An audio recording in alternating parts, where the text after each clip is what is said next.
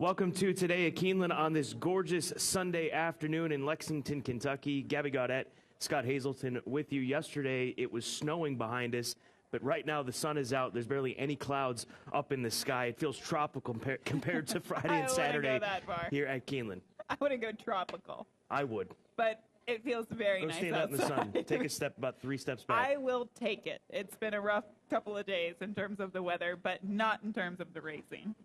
No, the racing has been phenomenal. We'll recap yesterday in just a second, but we want to tell you what's going on here today. It is Kids Club Family Day, and Kids Club members and their families invited to enjoy a special day at the races, free general admission, and access to reserved grandstand seating in sections A and B when they present their membership card. And there's activities from noon to 4 p.m. on the North Terrace, which include local community partners, including Kentucky Children's Hospital, Amplify, Eckert's Orchard, and the Lexington Public Library. There's complimentary, I'll get it out, Hoagie's ice cream for the Kids Club members. Are you a Kids Club member? Are you going to get some ice cream? I'm not, but I would like some ice cream.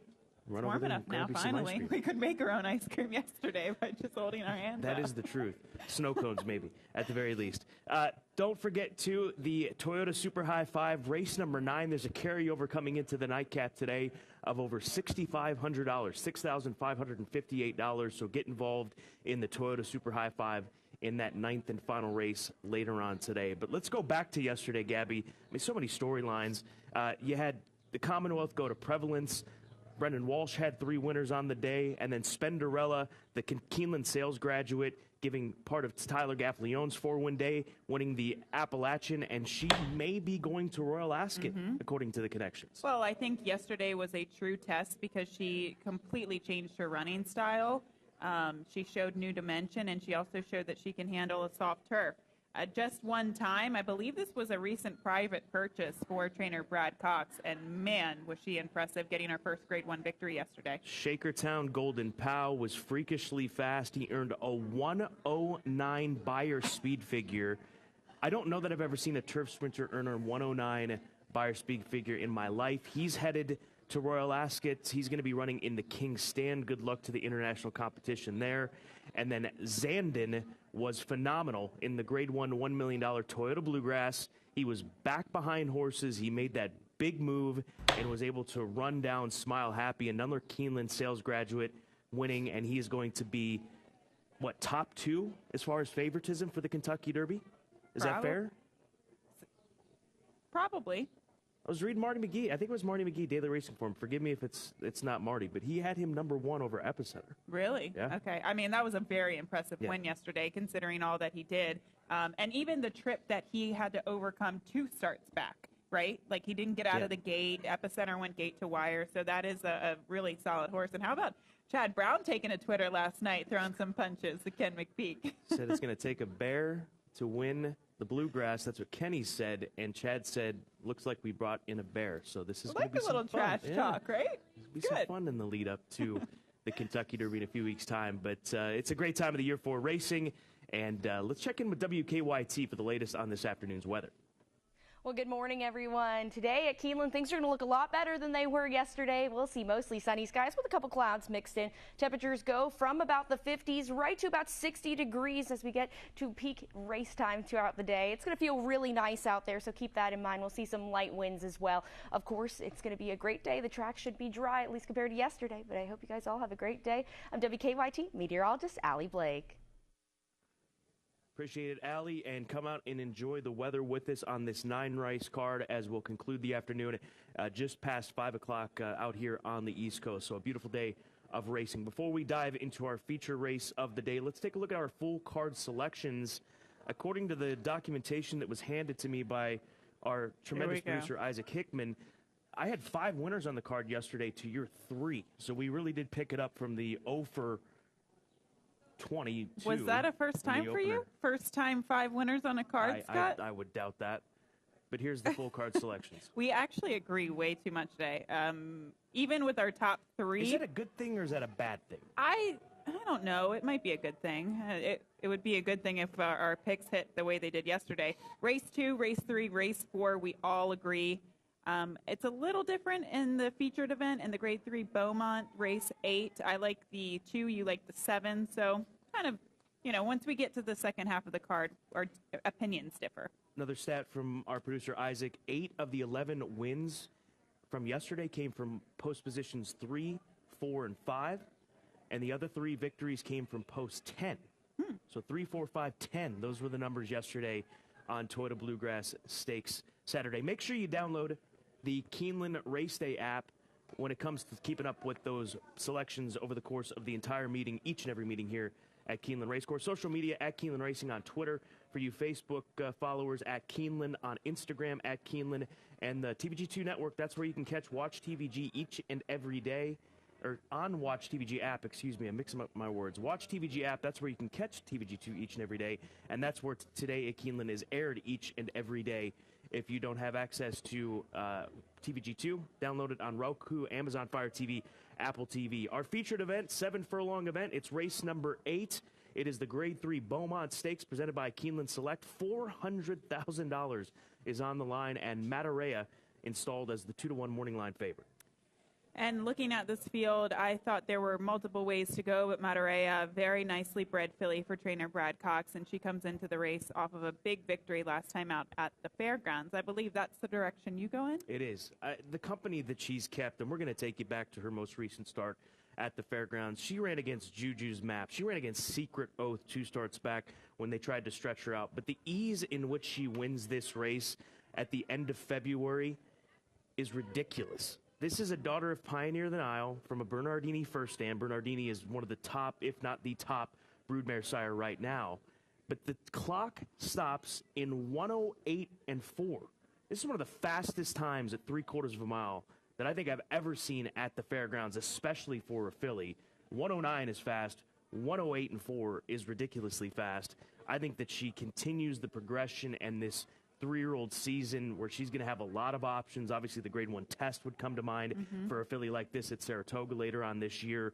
I think she really gets her season rolling in earnest. And keep in mind, that was her first start of the year at the age of 3. She wasn't given a very long break because her final race of her season at the age of 2 was when she tried to tackle Secret Oath at the end of December at the beginning of that meeting. But give me Matarea on top as the top selection. The number 4 horse is the second choice, Gina Romantica, half-sister to Stone-tastic, that very fast filly, also half-sister to Gift Box, a Grade 1 winner. So we'll see how she fares. She's a $1 million Keeneland September sales graduate, so love this race. She was my draft pick at the September sale. Yeah, well done. We're going to talk about that more a little bit later. But, all right, my top pick is the 2 Radio Days for trainer Shug McGahee. You like her a little bit as well. I just think that she is a true and true one-turn sprinter.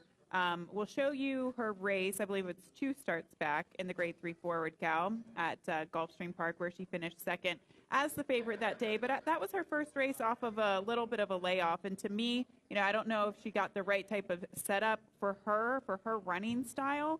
I don't think it was really complimentary to the main track that day at Gulfstream Park. So she gets more pace.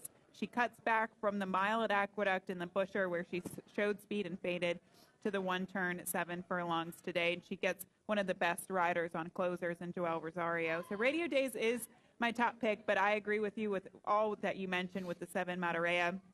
Her last race was big, and she could just be too good to beat here. And then the number 1, Lady Scarlet, was my third selection, because she just has she's kind of a filly that seems to be getting better and better for trainer Mike Maker. She was the winner of the Cicada last time out.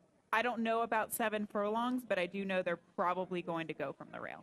Let's find out more about the morning line favorite Matarea by checking in with Tom Leach. Here with trainer Brad Cox as we just wrapped up the Breeders' Cup announcement about coming to Keeneland in November of this year. And a horse like Matarea in the Beaumont presented by Keeneland Select is the kind of horse that could be back in the Breeders' Cup, right? Yeah, no doubt. She's a good filly. She appreciated the cutback last time at the fairgrounds. We tried to stretch her out. We tried it at Keeneland in the Alcibiades. Tried it in an allowance race against Sacred Oath at Oaklawn. Didn't work out. We decided to cut her back, and she responded really well last time at the fairgrounds. So, once again, back around 1 turn, 7/8 there at Keeneland in the Beaumont. See how it goes.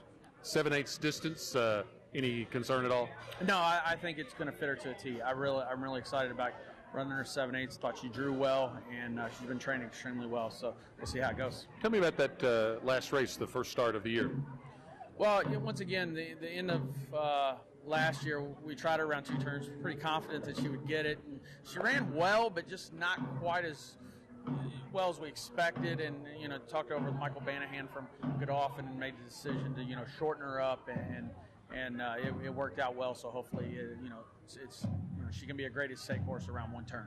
Sounds like Matarea is going to be tough to beat in the Grade 3 Beaumont presented by Keeneland Select. That was Tom Leach catching up with Brad Cox at the Breeders' Cup kickoff event just this past Thursday, downtown Lexington, Kentucky, as they've kicked off championship season with all of the various things that will go on in the lead up to the beginning of November when the Breeders' Cup returns for the 3rd time here to Keeneland Racecourse. But he's going to have a big opportunity to pick up a graded stakes win for Godolphin with Matarea. We're going to back it up to race number 7, the other stakes race on the card. This is the Palisades Stakes. $200,000 for the straight 3-year-olds. They'll be sprinting 5.5 on the turf course. Just found a late scratch. We were informed of a late scratch. The number 5 horse, Coffee Maker, scratched out of race number 7. So again, a late scratch of Coffee Maker. That was the 2nd horse of Wesley Ward's. And if you're looking to rank them, because he's got Twilight Gleaming, who's coming into this race off of her victory back in last November's Breeders' Cup at Del Mar. Yeah, big key scratch. I thought that horse Coffee Maker would take some action, but still the 7 Twilight Gleaming, I think she's probably going to be the heaviest favorite of the day. Yeah, Philly tackling the boys. It's not uncommon in European racing, and obviously not uncommon with Wesley Ward. We see it with him all the time, whether it be stakes races as this is, or with his 2-year-old runners. Sprints. Turf sprints, fair enough. In general. I'm going to take a swing against this heavy favorite, and I'm going to go to the inside horse, Classic State of Mind, who has more recency under his belt. He's the son of the champion, Classic Empire, for Jose D'Angelo, draws the inside. He's never been this far on the inside, but he's got speed. We're going to show you that speed, taking you back to the end of February on the 23rd. He sets the pace, and he's able to draw off going 5/8 of a mile. So it looks as though the 5.5 should not be an issue for him. And since they've moved him over to the turf course, he has just gotten better. And he's got such a smooth action to him, as we see it here with Jose Ortiz, Irad Ortiz, rather. Jose filling in for this spot, or picking up the mount, I should say, in this spot. But I don't think that he's going to have a problem hanging with Twilight Gleaming. And also, if you go back to the beginning of his career, he was running with horses like White Abario, who's turned into a nice runner in this lead up to the Kentucky Derby in his 2nd start, going 6.5. So inside draw, he's got speed. I'm going to take a shot against Twilight Gleaming, who is my 2nd choice. Coffee Maker was my 3rd selection, but we mentioned that late scratch, so I would throw Slipstream into that 3rd slot with Joel in the saddle, hoping that he's able to make up some ground, because he's going to be outrun early on. He's not as fast early as the 1 nor the favorite Twilight Gleaming. I'm thinking there's a little side bet action in this race. What do you got here? Should I save it for later? Yeah, Do you think that the 1 is going to be faster than the 7 coming out of the I gate? think it's possible. You think they could be stride for stride coming out of the gate? Yeah. All right, let me think about that. We'll save it. I like the 7 Twilight Gleaming. That's the only way the 1 is going to win the race. Okay. Let me think on this. Let me think on this a little bit more. We still have the end of the show for the side bet, but I think this is a good side bet race. I like Twilight Gleaming. She's my single in the all-turf pick 3, which we'll talk about a little bit later. I think she's fast. I think she's going to clear the field. She's going to win this race for Wesley. The 2 Slipstream, to me, seems like a horse that could maybe close into the pace. It kind of seems like all those horses that, we'll go back to this filly's victory at Del Mar in the Breeders' Cup Juvenile Sprint. Again, she made the lead. She went gate to wire. She beat the boys that day. This was a firm turf. She has won at Deauville, winning over a soft turf. She's won over a good turf. She's won on many different surfaces, or type conditions of surfaces, I should say, and she's very, very fast. And then the blinkers come off, but she still has so much natural speed today. So Twilight Gleaming, the top pick. Again, I'm kind of handicapping this the same way that I did yesterday with Golden Pal. I don't like those horses that will have to chase her or press her. I want closers, and the 2 Slipstream seems like she'll be one of those closers. And I don't even think Baytown Frosty, I know she's been able to show some early speed, but I don't know that she can really hang with these early, and she could be kind of in that 2nd or 3rd wave of horses. So I just think that Twilight Gleaming is truly the horse to beat in there. Is she Golden Pal type? I mean, can't she do what he did yesterday? Against this field? Oh, well, no, she can't do what he did yesterday, but I think she can Nobody win. can. There's no other horse in the world that can do what he did yesterday, let's be honest. Trip Note Pros, let's go ahead and take a look at what they're focusing on. It's race number 3, marked down Mamamai Sharona. Good luck with that one, Kurt Becker. A filly by Liam's Map, who was not quick away from the starting gate on debut. Riders seemed to have a plan to wait and finish, which is a classic tell that the real goal was another day. Sure enough, finished belatedly and galloped out well, and she's going to get a chance to go a route of ground here today. Second time out, that daughter of Liam's Map, and we're going to take you back to what Trip Note Pros are talking about. She is way back in this race, the gray filly, and we're going to focus our attention on the gallop out and show you what they're talking about. Now, we show you at the top of the stretch. Keep an eye on her. She's finishing up there at this point, and you'll catch her right there on the gallop out. Now, there are folks, and there are people, this is one of the I shouldn't say one of the hottest topics, but the conversations that we have as handicappers and people that follow racing on an everyday basis, there's a very strong divide. You either like the gallop out angle or you hate the gallop out angle. There is no in between. Where do you stand many on arguments. that? Where do you stand on the gallop out? I think it depends on the situation and the trainer. I really do, because some trainers don't really train their horses to win first time out, and they just want to get something out of the race and a good strong gallop out. Some trainers do that in the morning. You'll see the gallop outs be very, very strong to get them fit first time out. So it depends on the situation. I guess I'm kind of more in between. I'm not, at one pole or the other. You got to take a stance. It's horse racing Twitter. That's the world that we live in, right? Yeah, exactly. You got to have an opinion. What about you? Are you a gallop outer or a non-gallop outer? I don't have a problem with it. I think it's a sign of positivity. And there was a situation yesterday where I used it with the Reeve McGahee runner in that off-the-turf race in race number 3. The horse ran all right. I think that there is some positivity there, and I think there is some intent. Yeah. Because otherwise, why would you...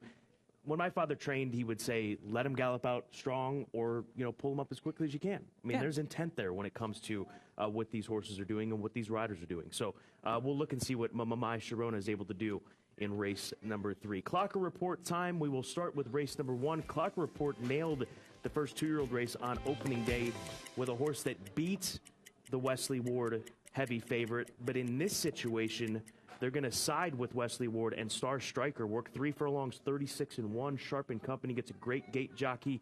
That's Irad Ortiz Jr. It might get a price with an obscure pedigree. The pedigree on this colt, you might not be familiar with the stallion Zoostar, but he had a ridiculous first crop down in the southern hemisphere. This colt is part of the first crop, or filly rather, is part of the first crop of northern hemisphere runners. So it may be obscure to North American handicappers and horse players, but he's had a lot of success down under, and they in fact took him to England to stand at stud.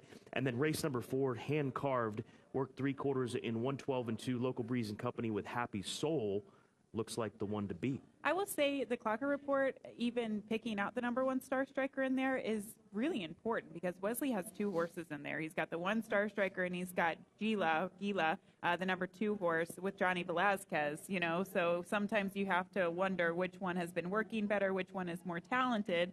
And the Clocker Report really does lead you in the right direction, especially with these 2-year-olds. I'm going to go Gila with that one. We'll see what Kurt says, because Gila Bend, that's a spot in Arizona.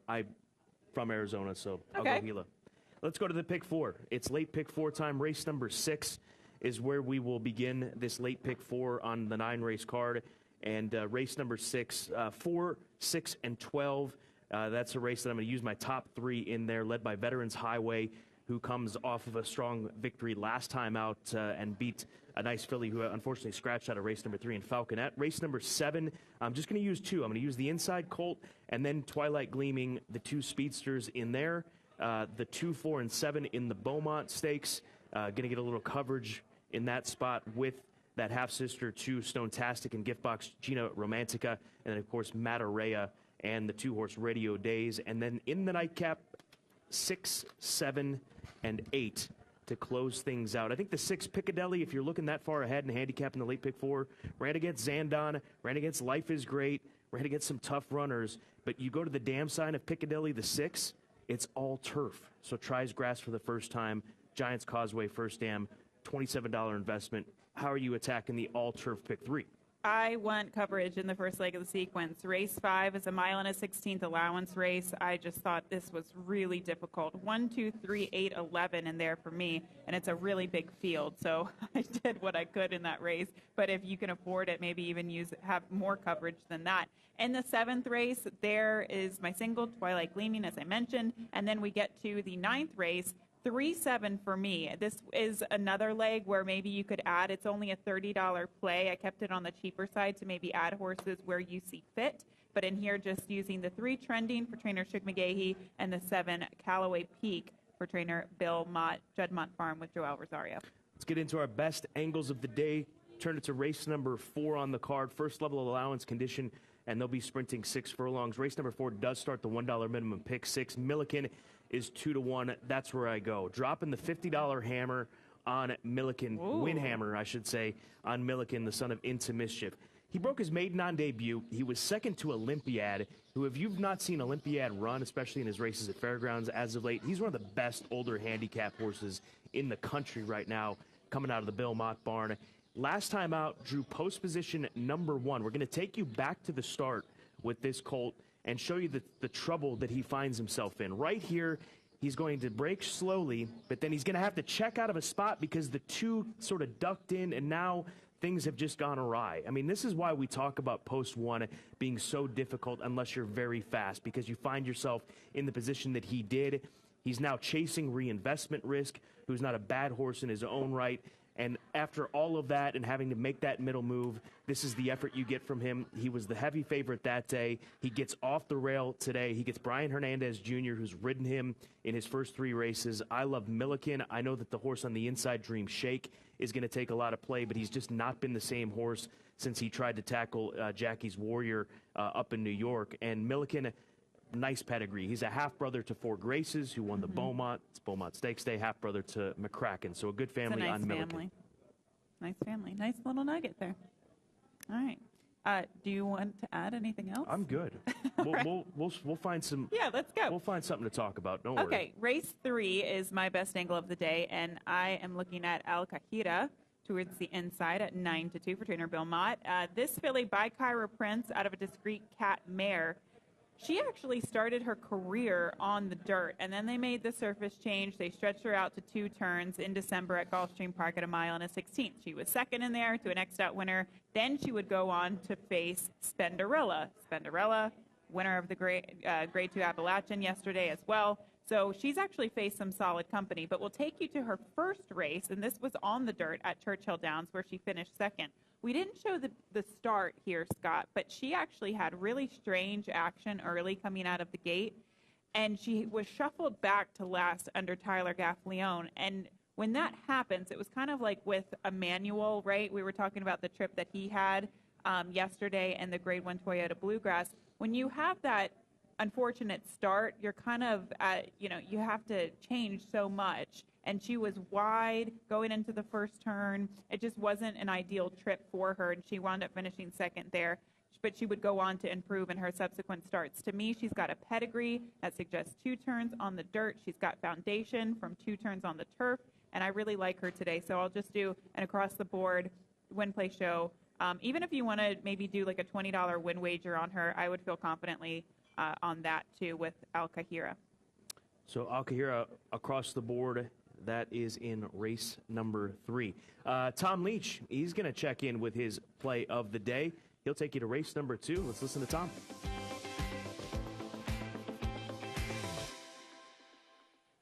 Early on the card for our long shot play of the day, it's in race 2, Bodie Bayou.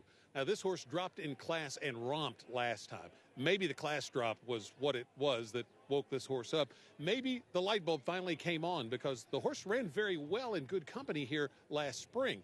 If Bodie Bayou can run back to that last effort at Turfway Park and show that speed that was shown from the inside on that day, then I think Bodie Bayou has a shot at 15-1 on the morning line. That's our long shot play of the day. Good luck. All right, Tom, good luck to Bodie Bayou in that second event. It is time now for the side bet of the day. 1-1 after 2 for this spring meeting here at Keeneland Racecourse. Remind me how you got that one under your name on the chalkboard. Well, it was a 2-part wager, right? I asked you who was the likeliest winner on the day, Nashville or Golden Pal. You said Nashville. Golden Pal won, and if indeed they did both win or both lose, I said Kamari wasn't going to win, and you played against that. So I kind of deserve 2 chalk marks. No, you don't. No, you get 1 point per day. That's the rules. I'm sorry. That is read the fine print in the rules, okay? And then you'll understand exactly how this whole thing works. All right, you came up with what we're doing in the Palisades, right? Race 7? Yeah. You think that Classic State of Mind is going to be as fast as Twilight Gleaming? Yes. Or faster? As fast or faster? For how long are we talking about? Like the first couple of jumps. Yeah, I think we'll break in front. I mean, the odds are stacked against me if this is what you're doing, if this horse is going to break in front. I'm not sure where you're trying to go here. You can take it or you can deny this wager. I mean, you can come with something We're better. running out of time, so I'm gonna have to take it. Oh, we have plenty of time. We have plenty All right. of time. Or do you want to say that Twilight Gleaming loses? She's my single today.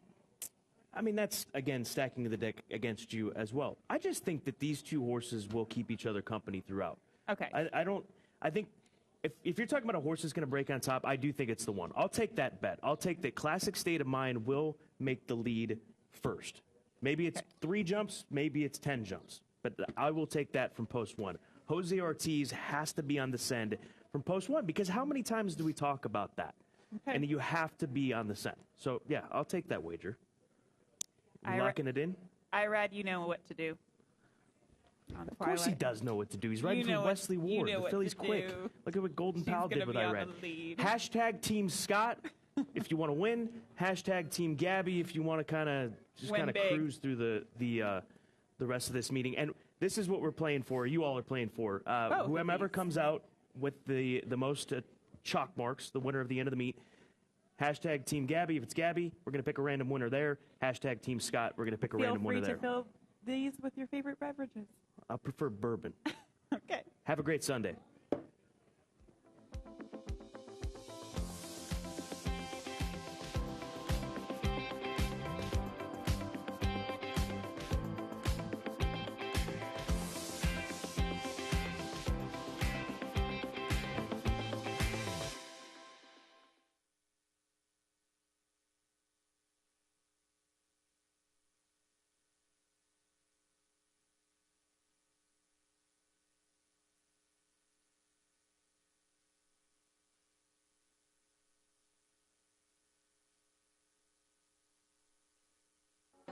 With all eyes on the Bluegrass this spring, there's no better way to take in the action than Friday, April 29th at Keeneland.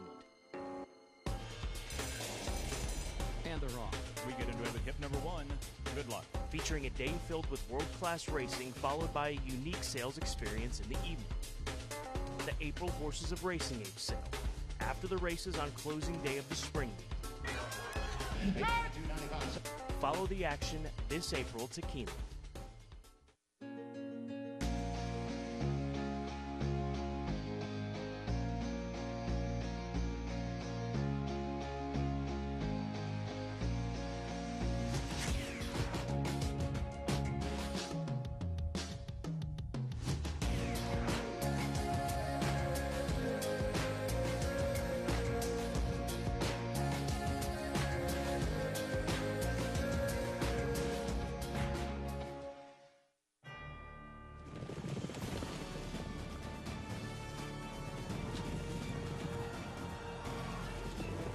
Together from every corner of the globe in pursuit of the one reward that sets the special few apart, the title of World Champion. Don't miss racing's ultimate coronation. The Breeders' Cup World Championships at Keeneland. Tickets on sale May 9th. When it comes to electrified vehicles, nobody has more models than Toyota. From the Prius that started it all, to America's best-selling car, Camry, and best-selling SUV, RAV4, to the affordably efficient Corolla and best-selling Highlander. And now, the first-ever Tundra Hybrid that delivers 437 horsepower and an estimated 22 miles per gallon. They all come with a 10-year, 150,000-mile battery warranty. For all the latest offers, go to buyatoyota.com. Toyota, let's go places.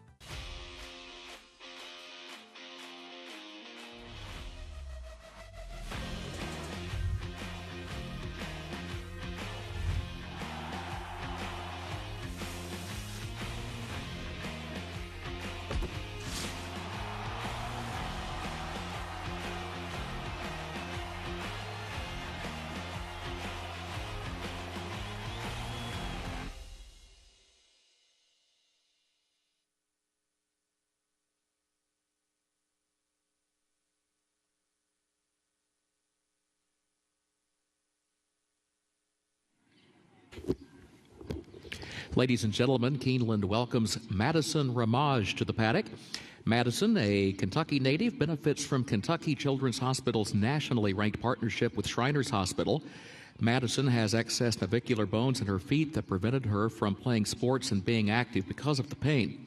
She has had several surgeries to help alleviate the pain and allow her to be an active teenager. In addition to her vocal talent, she plays softball and dreams of playing in college.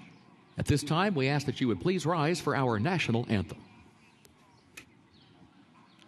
Oh, say, can you see by the dawn's early light what so proudly we felt at the twilight's last gleaming, whose broad stripes and bright stars through the perilous fight for the ramparts we've watched, we're so gallantly streaming, and the rockets' red glare, the bombs bursting in air, gave proof through the night that our flag was still there.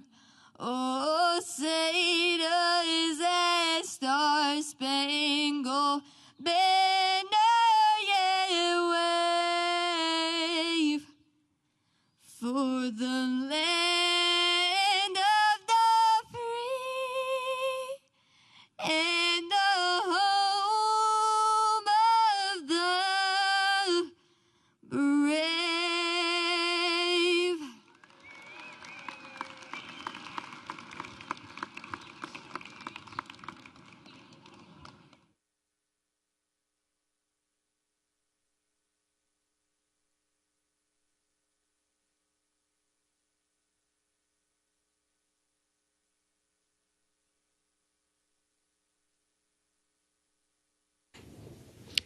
Keeneland is proud to recognize Ray Forgy, a Keeneland betologist, as the employee of the day. Congratulations, Ray.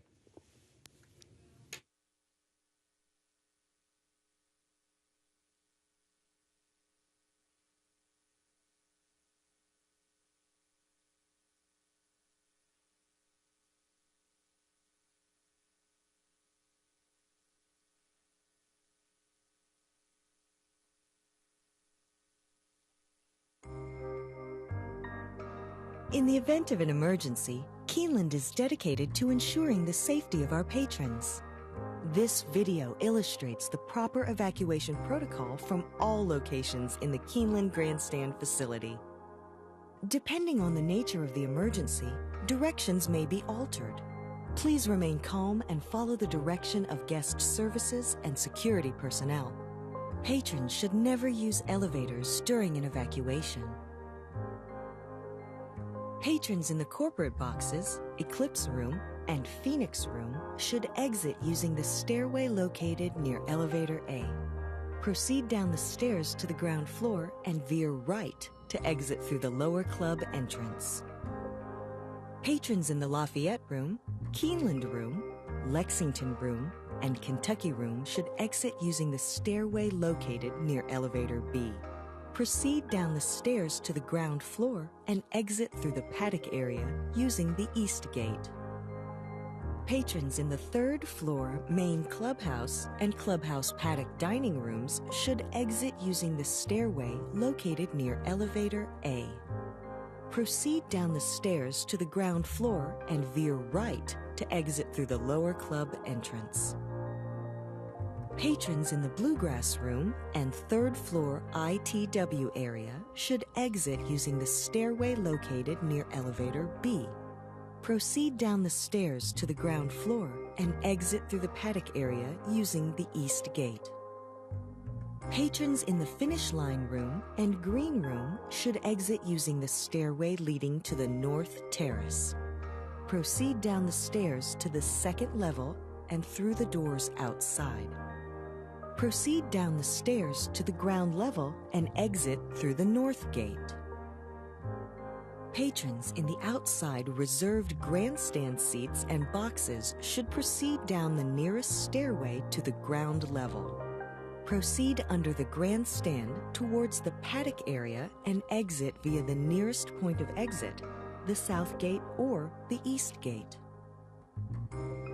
Patrons in the second floor main clubhouse dining room and life members room should exit using the stairway on the south side of the administrative offices. Proceed down the stairs to the ground floor and exit through the south gate. Patrons in the second floor clubhouse paddock dining room and clubhouse tavern should exit using the stairway located near elevator A. Proceed down the stairs to the ground floor and veer right to exit through the lower club entrance. Patrons in the mezzanine bar and second floor ITW area should exit using the stairway located near elevator B. Proceed down the stairs to the ground floor and exit through the paddock area using the east gate. Patrons in the sports bar and cantina should exit through the doors leading to the north terrace. Proceed down the stairs to the ground level and exit through the north gate. Patrons in the lower club, clubhouse lawn, club lobby, and director's room should proceed toward the clubhouse parking lot using the nearest point of exit. Patrons in the gift shop should proceed toward the south gate using the nearest point of exit. Patrons in the apron area should proceed under the grandstand towards the paddock area and exit via the nearest point of exit, the south gate or the east gate. Patrons in the equestrian room and first floor Brats and Brew should proceed towards the north terrace and exit through the north gate. Patrons in the paddock area and north terrace should proceed toward the nearest point of exit, the south gate, east gate, or north gate.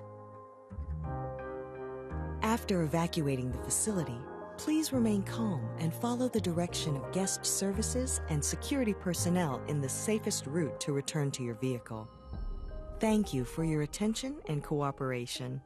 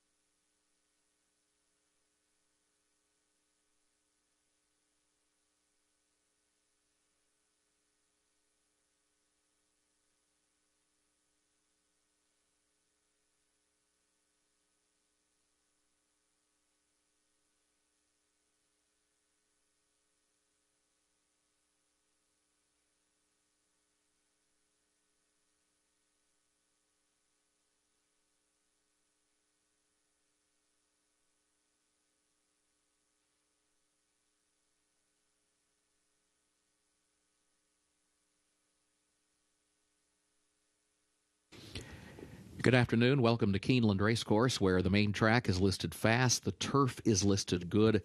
Rail at 0 feet. The temporary rail is down today for the turf racing. Time now for a look at the program changes. Beginning of the first race. Race 1 is where the first of the day's rolling doubles and pick threes, and also the early pick 5 begins. No changes in the first.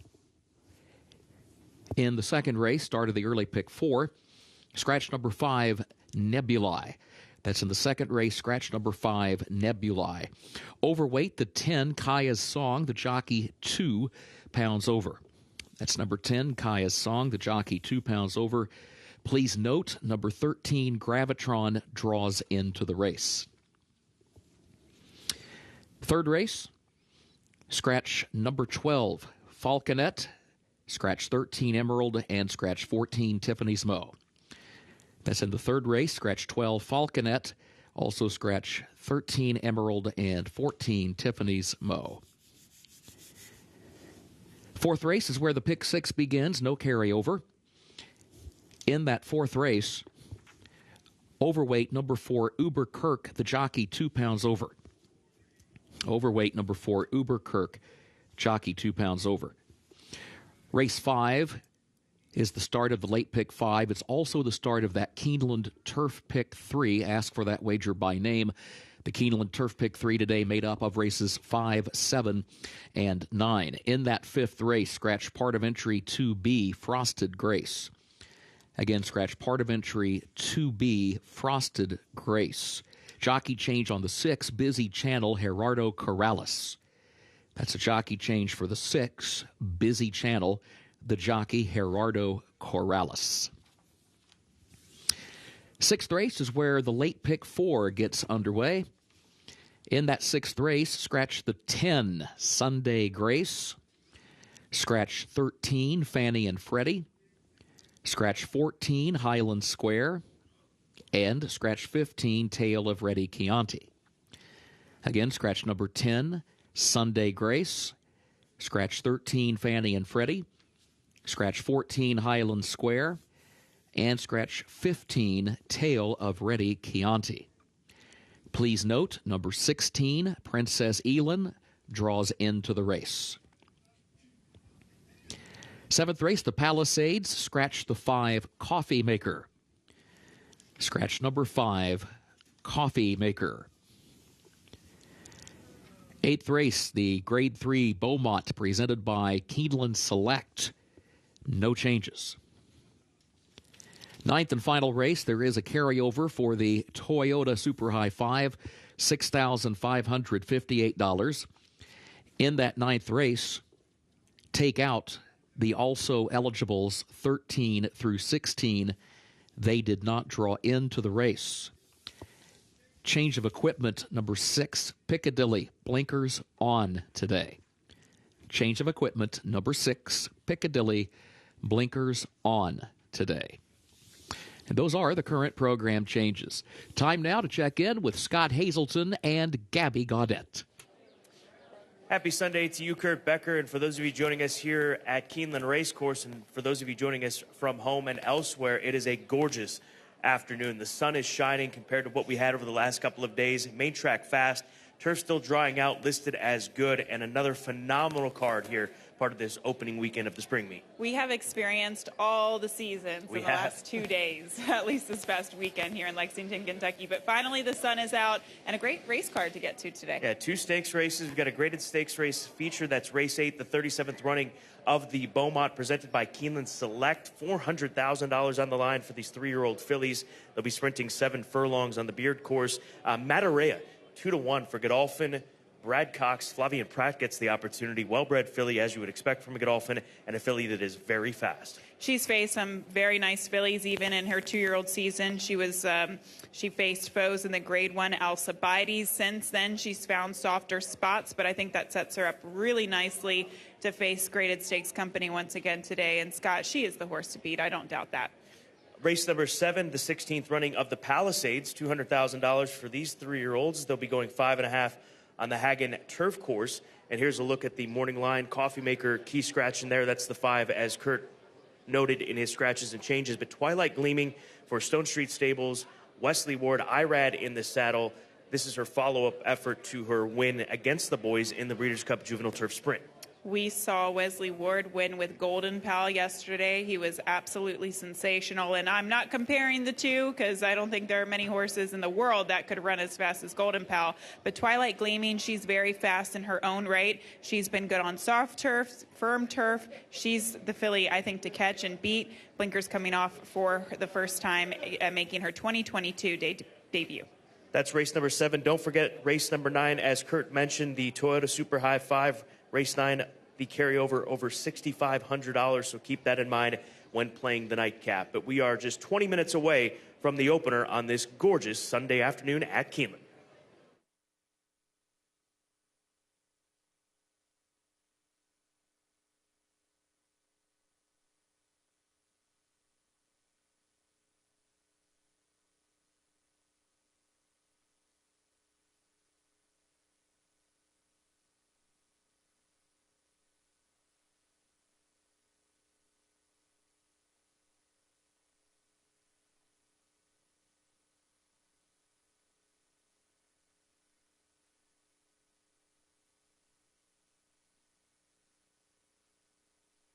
Taking a look into the paddock at these young runners, 2-year-olds that will be competing at 4.5 furlongs, all first-time starters as these 2-year-olds just kicking off their careers this spring at Keeneland Racecourse. The favorite, Star Striker, is 6-5 right now out of the Wesley Ward barn for Qatar Racing. We'll talk about that filly who's tackling these fillies here in just a few moments. But the number 6 horse, Julius Chardonnay, she's live on the tote board right now.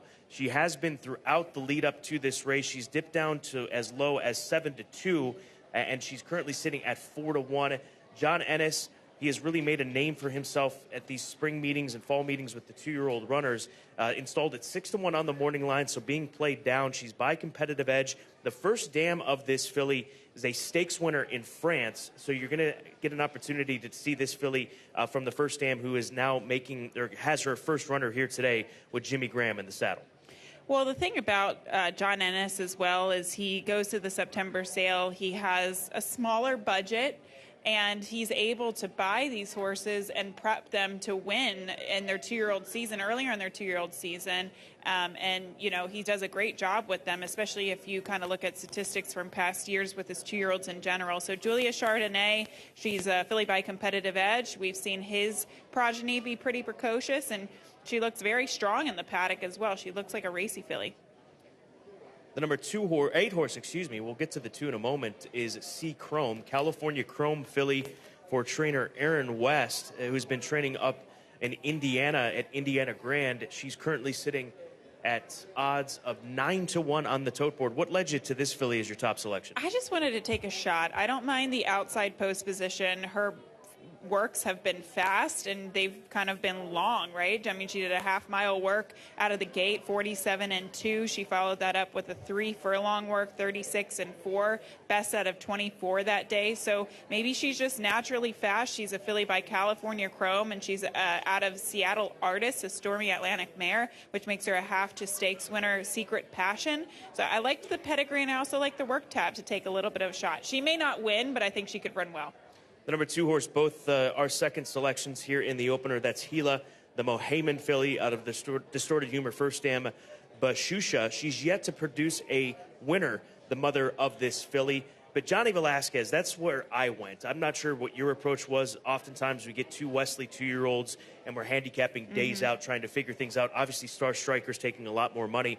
But Johnny V lands there, and I read clearly one of the best in the game and a future Hall of Famer. He's on that path. But Gila, off the rail, too, was part of the mindset, and right now sitting at odds of 9-2.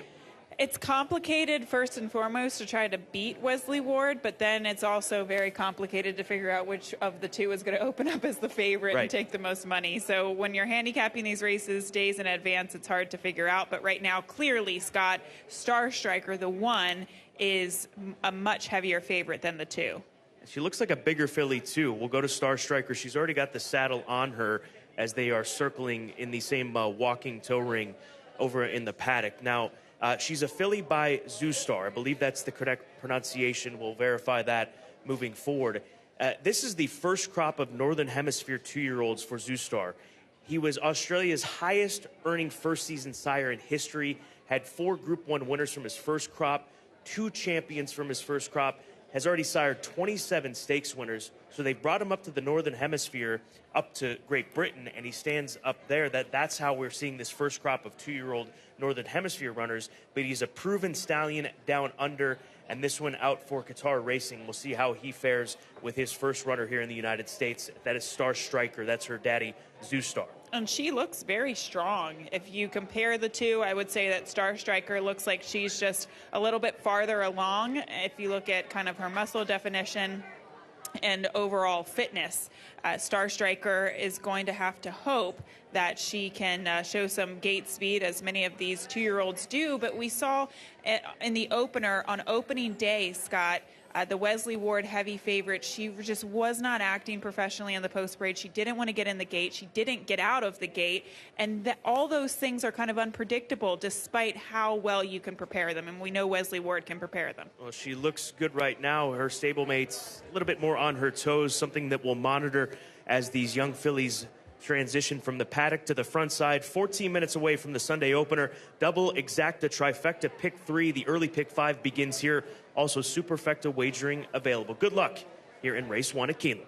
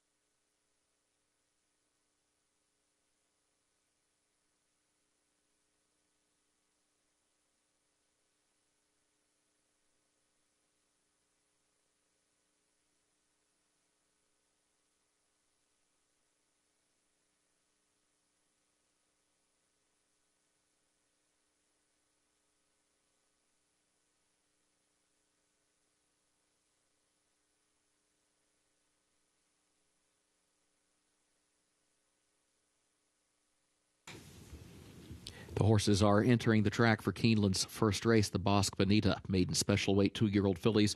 Headley course 4.5 furlongs. The main track is listed fast. Double and pick 3 wagering start of the early pick 5. No changes in the first race. Main track is fast. Turf listed good. Post time at 6 minutes.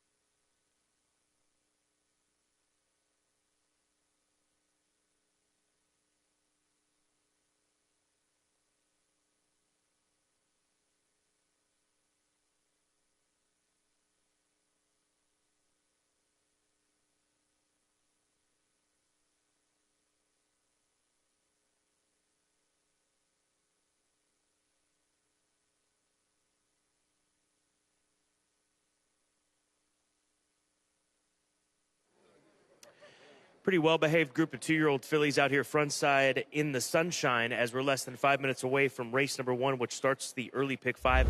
Star Striker, Clarker report pick from this morning on today at Keeneland. She arguably maybe the most developed filly in here. She does have a big hind end on her, which is a positive thing when looking at these fillies. And mentioned Zoostar, the sire of this filly. His first crop of Northern Hemisphere 2-year-olds had great success down under. So looking forward to seeing how she'll handle the dirt here today. And obviously those Southern Hemisphere successes down in Australia primarily would come on turf. So we'll see if the idea here is, as so oftentimes happens with the Wesley Ward runners at this time, perhaps she could be a filly that could get these connections to Royal Ascot.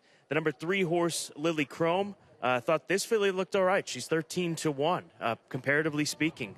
Nothing wrong with the way that this filly looks. She comes in with several published workouts. She had a couple of gate workouts to ready for her debut here today. So we'll find out what she's able to do. And you can see her warming up right now. She's a middle price, 13-1. Part of the upper prices, I should say, at 13-1 on the tote board. Let's quickly look at the number 6 horse, Julius Chardonnay, who continues to be live on the tote board at odds of 4-1. Julius Chardonnay is conditioned by John Ennis and Gabby Gaudet. You just had a chance to speak to John Ennis about this first-time starter. What did he have to say?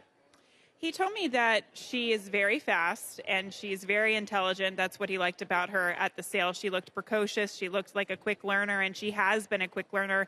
But he did say she might be a little short. He wouldn't Matt, he would expect her to show some gate speed and have a good race, maybe not a winning race, but a good race, and he anticipates her liking turf in the future. Well, based on that comment, I would expect the one's price to come down from 6 to 5. Star Striker, less than 3 minutes away from race number 1. 2-year-old fillies going 4.5 on the main track.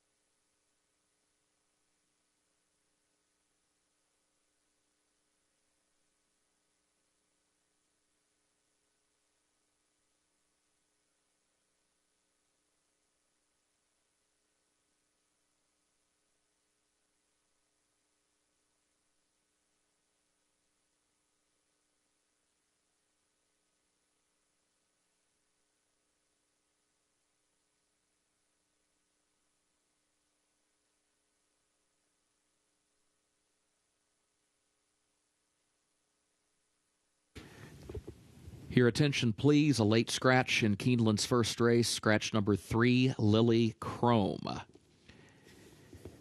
Keeneland's first race, late scratch, scratch number 3, Lily Chrome, scratched on the advice of the veterinarian.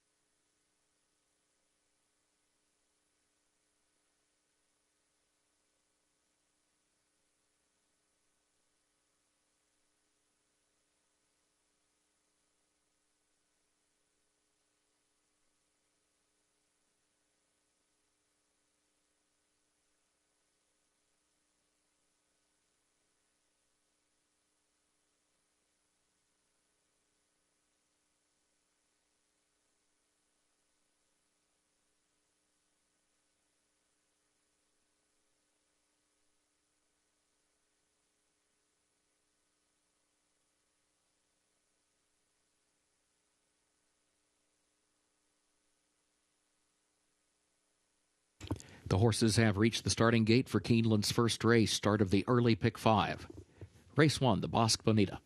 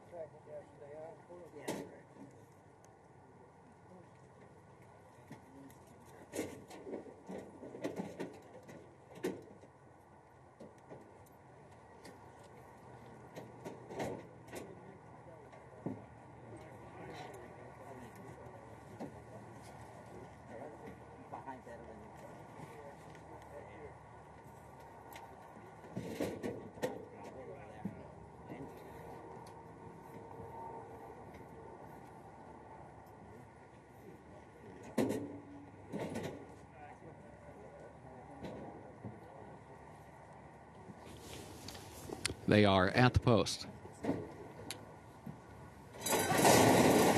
And they're off. Special Bond comes right out for the early lead. Gila is there to the inside. Awkward start for Star Striker, but recovers and moves up toward the inside into third, a half length off the top pair. Julius Chardonnay is in fourth between horses. Seachrome is a wide fifth. Baytown Lovely is in sixth, and One Stormy Lady is last of the 7 as they round the far turn. Gila to the inside, Special Bond to the outside, and Seachrome seeking to join them. Star Striker is back toward the rail, has lost ground to that top trio. Julius Chardonnay moves by into fourth as they turn for home, and Seachrome is striding forward for the lead. Seachrome coming to the 8th pole, short lead, but Gila still there to the inside now and continues to fight on. Seachrome and Gila, they go 1-2. Baytown Lovely's picked up several positions, but is running out of time here. Still 5 lengths away in third, to 16th to go. Seachrome to catch. Seachrome, Baytown Lovely, Gila, Seachrome, Baytown Lovely running on. Seachrome, Baytown Lovely. Baytown Lovely gets there in the final strides for Jack Gilligan.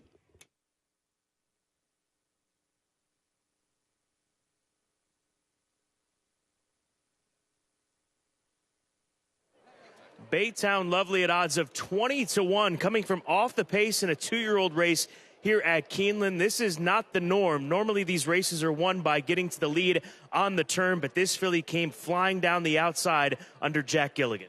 That was a brutal beat, though, for Seachrome. She did a lot of work on the dirty work on the front end, and just couldn't hang on to the finish line. But an impressive rally from the 4, Baytown Lovely. And Scott, that just shows you how tough these inside post positions are. Star Striker, she broke slowly and just could not recover, and that ended up with a 20-1 unofficial winner.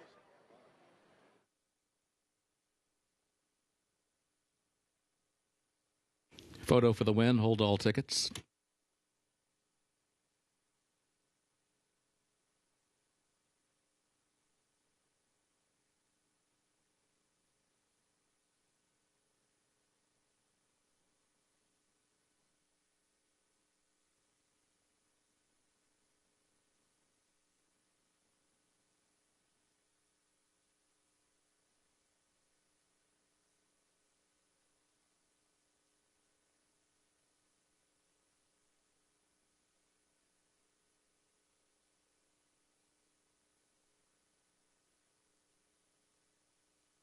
Unofficial results of Keeneland's first race in the photo. Number 4, Baytown Lovely finished first.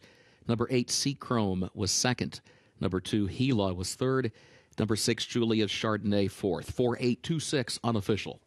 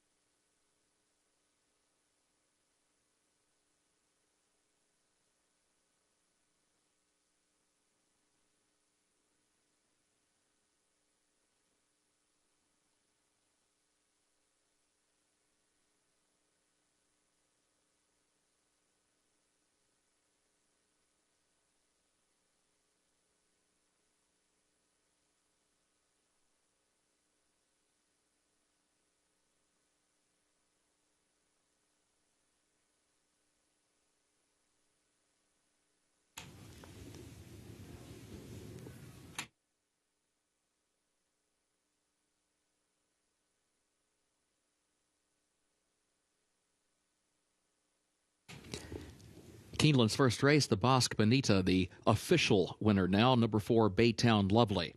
Owned by McEntee Racing Incorporated of trainer Paul McEntee, owned also by Resolute Racing Alliance LLC of Alyssa Trewitsky. Jockey Jack Gilligan. Baytown Lovely, 2-year-old filly by Fast Anna out of Muamore by Bernardini. Bred in Kentucky by Stud TNT LLC. Keeneland sales graduate gets the 4.5 furlongs over the Headley course in 54.36 seconds on the fast main track. 4.826 the official results.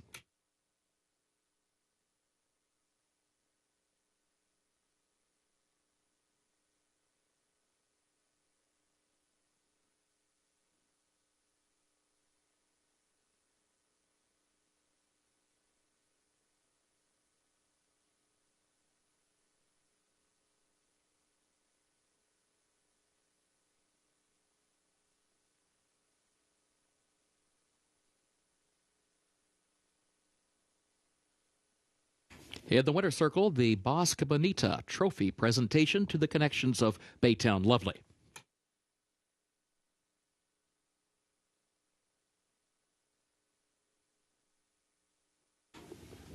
Keeneland's second race upcoming, double and pick 3 wagering and start of the early pick 4. Main track is listed fast, turf listed good. In the second race, scratch number 5, Nebulae. Scratch number 5, Nebulae. Overweight, the 10 Kaya's Song, the jockey 2 pounds over. 10 Kaya's Song, the jockey 2 pounds over. Please note, number 13, Gravitron, draws into the race. Third race, scratch the 12, Falconet, scratch 13, Emerald, and scratch 14, Tiffany's Mo. That's in the third race, scratch 12, Falconet, scratch 13, Emerald, and scratch 14, Tiffany's Mo. Fourth race, overweight, number 4, Uber Kirk is +2.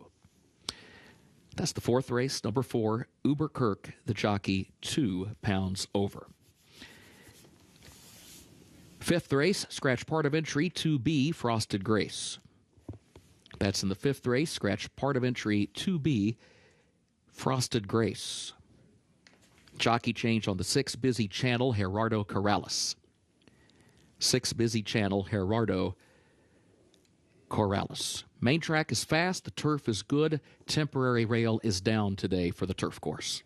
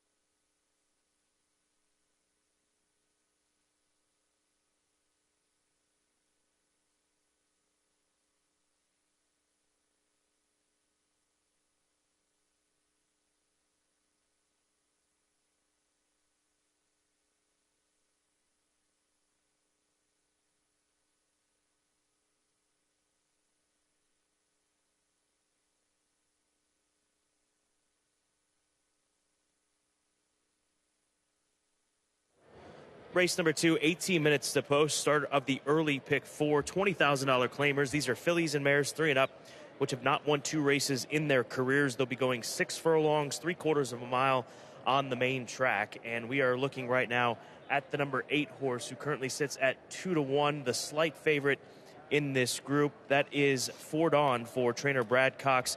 She's taken a big drop down in class here today for Dawn and Ike Thrash, a filly by Nyquist, who broke her maiden 3 starts back in maiden special weight company. She actually ran all right in her follow-up race in the beginning of February, but her most recent start on the grass was not good. It gets back to the main track, and they are dropping down to 20 here today. I think they've kind of tried to pursue many different avenues with her to get her through, the maiden ranks and the allowance ranks, and maybe she's just at the point where she's not good enough to compete at the allowance level. So she is dropping in for class, but that doesn't preclude her from a win here, Scott. I mean, I think this is a huge drop in class, and she should actually be the speed early. I'm surprised that she's not a shorter price on the tote board. In all honesty, 2-1. Kind of worrisome, right? Because the board was spot on yesterday. Yeah, the handicappers, these win pools really have guided you so often in the right direction. We'll move over to the 3 horse right now. That is Flores, my second choice. Renee Diaz is in the saddle. This is a young rider that has gotten a lot of positive reactions from his riding abilities in a short period of time. And we'll see how he carries it over here to Keeneland Racecourse. He's a 7-pound apprentice. He's riding a horse that was 20-1 on the morning line, currently sitting at 40. But this filly, by creative cause, she gets back on dirt. She broke her maiden right here at Keeneland, so you've got course form. She ran for 50 and then 30. The cut back in distance, the drop in for 20 is what I'm focusing in on, and also getting this weight break, the 7-pound weight break that she gets as a 4-year-old filly. Well, I think with the connections, kind of maybe lower profile when you compare them to the people that you often see here in claiming races like Wayne Catalano, like Keith DeSorma and Brad Cox. But her race where she broke her maiden fits with these, so you get a huge price I would use underneath. Wayne Catalano's got the 7, Stella Grace, Flavian Pratt in the saddle, 4-1 right now with this Verrazano filly. She gets back onto dirt. She drops in for 20, couple of different angles to work with, and she tends to hold good early position, forward position in her dirt sprint. She does, but she can also seemingly do well kind of dropping back and closing into it. I thought she made a little bit of an early move, awkward move with that post position 2 starts back. I know it was in November at Churchill. She's a filly with a lot of dirtied up form, but I think this is the right level for her, and I hope she just kind of sits a stalking trip and goes from there. Because, Scott, I mean, even in the opener and yesterday, we saw that speed wasn't great on the main track. Bodie Bayou, the 1, that's my 3rd selection. She's 10-1 right now. She kicked off her career this time last year, ran against American Bend in her 2nd start. They brought her back quick to John Hancock. She was 2nd behind Coffee Maker, who was set to compete in the Palisades later on today, but ultimately scratched. But then ran against Averly Jane and other runners. Finally broke through with that maiden win last time out over the synthetic track at Turfway Park. I like the fact that she stays in the claiming ranks. I think that she's live, and this is one that Tom Leach pointed us to this morning on Today at Keeneland as his long shot pick of the day. I like it. And then we'll get to the 13, Gravitron. Last but certainly not least, don't forget that this filly does draw in off the AE for trainer John Ortiz. Relu Gutierrez in the saddle. They've tried her at higher levels, maiden special weight levels, allowance levels, even the starter allowance level last time out, and she just can't quite hang. I'm not crazy about the post position, Scott, but we see this time and time again. She is a capable runner in this field, and horses that draw in off the AE often get overlooked, and this is a filly that you don't want to overlook. Well, if you were worried about the price of the 8, it was just cut in half. From 2-1 now down to even money. There Sitting we go. at evens as we are 14 minutes away from post time. For Dawn is going to be the favorite, it seems, once we settle things in the next less than 13 minutes. Once again, race number 2, 6 furlongs the distance, does start the early pick 4 here at Keeneland on this gorgeous Sunday afternoon.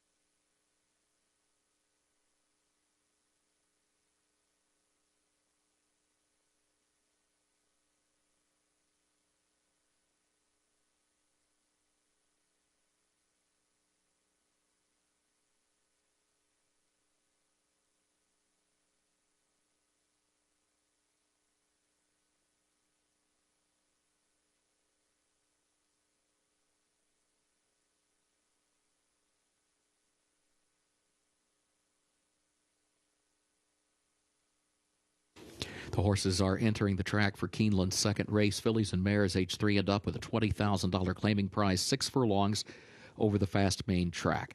Scratch the 5 Nebulae, number 5 Nebulae scratched. Overweight, the 10 Kaya's Song, the jockey 2 pounds over. And a reminder that number 13 Gravitron draws into the race. Double and pick 3 wagering start of the early pick 4. Main track is fast, turf good. Post time at 6 minutes.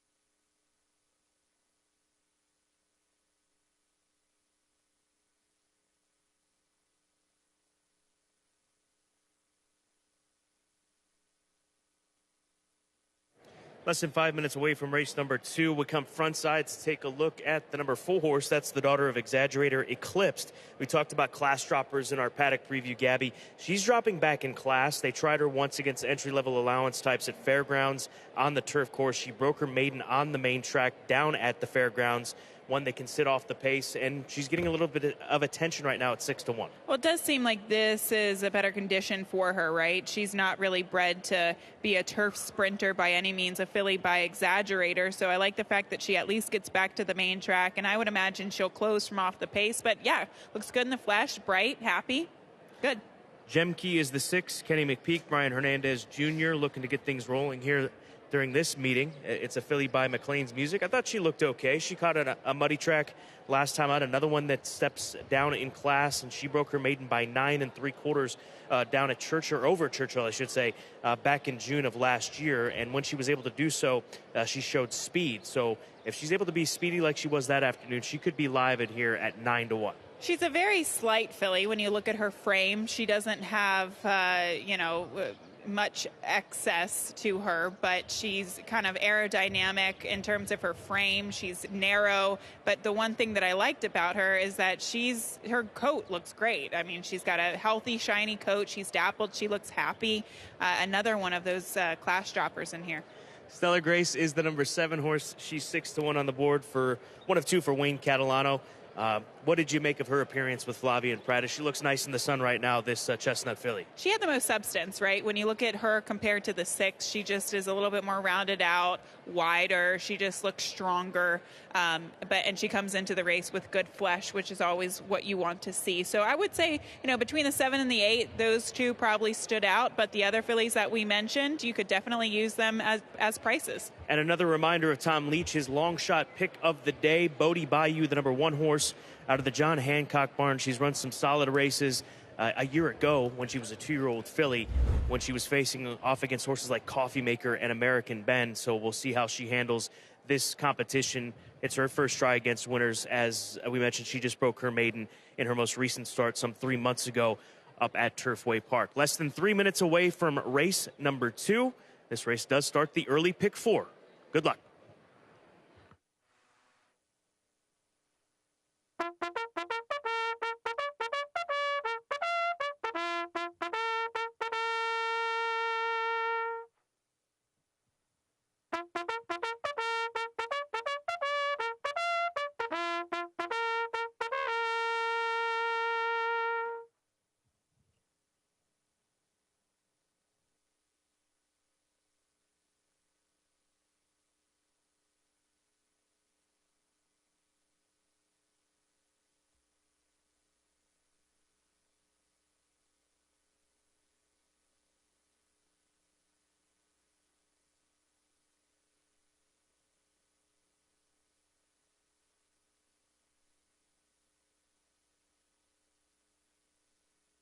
The horses have reached the starting gate for Keeneland's second race, start of the early pick 4.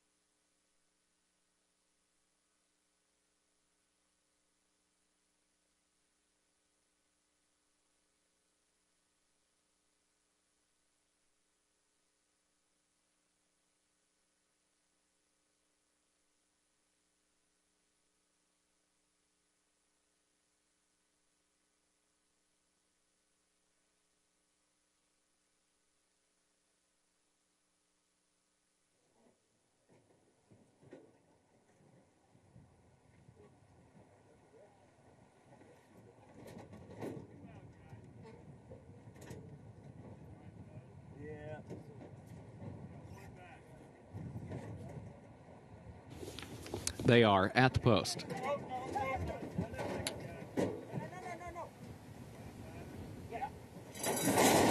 And they're off. There goes Gravitron out from the lead. From the outside, Smile at the Storm is right there. Latte Dolce is away running in third. For Dawn is up close in fourth. Eclipsed up close in the fifth position. Flores is right there as well. And there goes Pappy Says Yes, sneaking through toward the inside in a scramble for the lead early.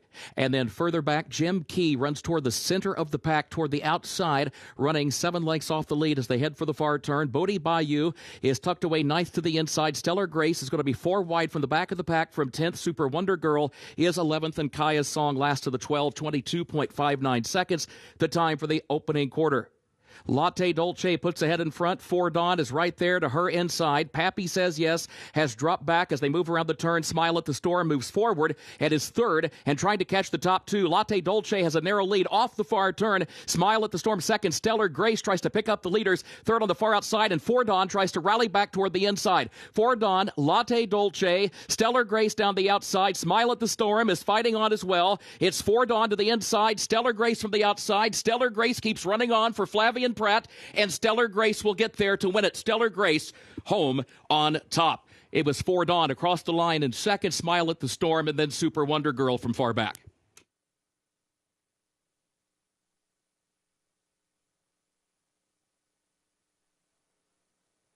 Jockey Flavian Pratt striking again here on opening weekend at Keeneland Racecourse, off the pace with Stellar Grace, the number 7 horse for Wayne Catalano, picking up her second lifetime victory. The favorite down on the inside, she wins her battle, but here over the top comes the 7, about 5 pass out in the middle of the course to win the race. We saw this yesterday a little bit, Scott, that speed, it was really hard for them to hold on, especially inside speed. Seemed like an outside closer's track, and right now with the top 2, the first 2 races kind of seems like a similar type of trend. But Stellar Grace with a picture-perfect trip under Flavian Pratt for trainer Wayne Catalano, your unofficial winner in race 2.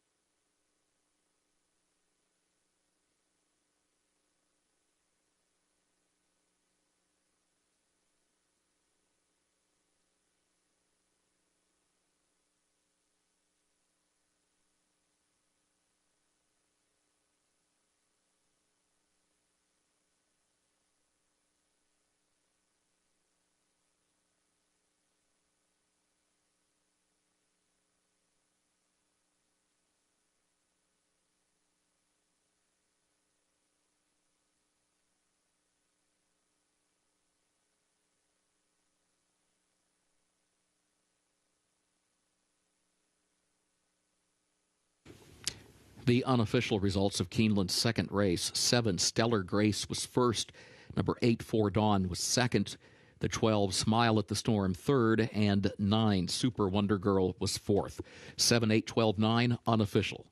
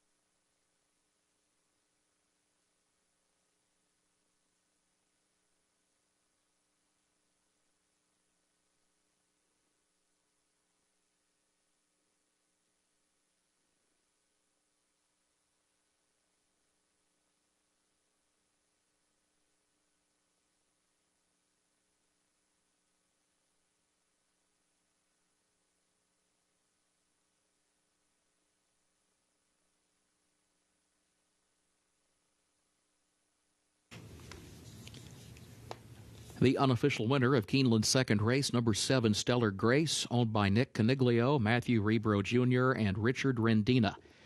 The trainer, Wayne Catalano, the jockey, Flavian Pratt, and the results are now official. Number 7, Stellar Grace, a 4-year-old filly by Verrazano, out of Starkeeper by Kate Blanco, bred in Kentucky by Pam Blatz-Murph. 6 furlongs over the main track, listed fast, 1 minute, 12.63 seconds. 7-8, 12-9, the official results.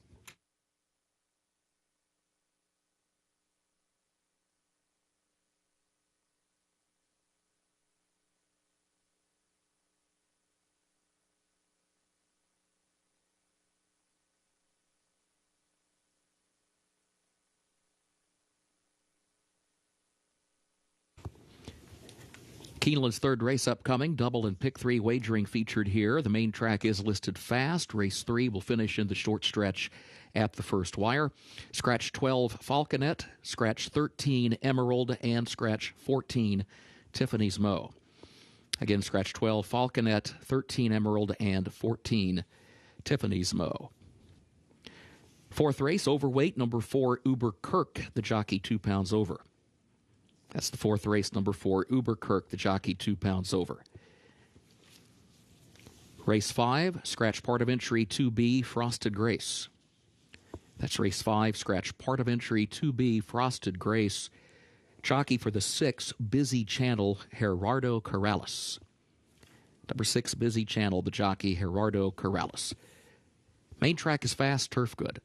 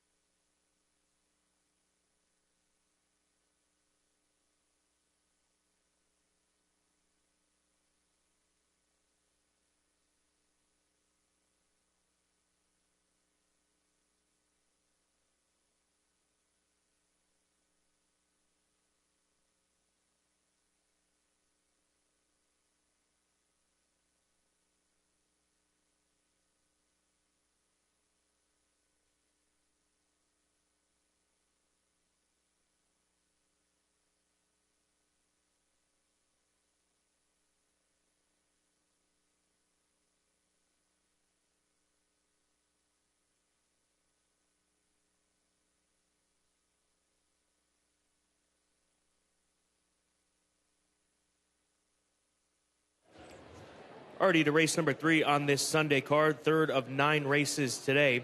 And this third event, we're going to start the conversation, Gabby, with the number 3 horse in here. That is, or the number 8 horse, excuse me, in the third race. That is distinctly possible for trainer Chad Brown, filly by Curlin, who's run 2 good races. She's run against 2 tough opponents, including her last race, which was over 6 months ago. She was second in the Grade 1. Darlie Alcibiades comes back here this afternoon to make her 3-year-old debut.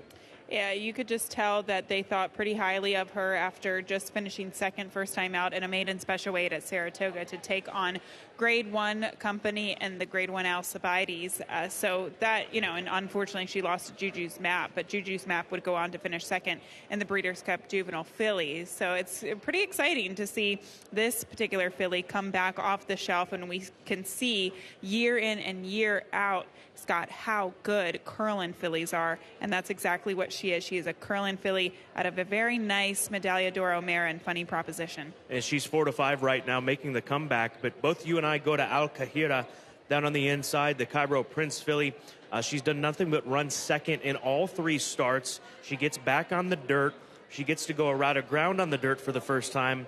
But the positive about this filly's recent form is that she was second behind Spenderella, who since that maiden special weight race has picked up 2 stakes victories, including a victory in the Grade 2 Appalachian just yesterday. So good form and a great price right now on Al Kahira, who sits at 9-2.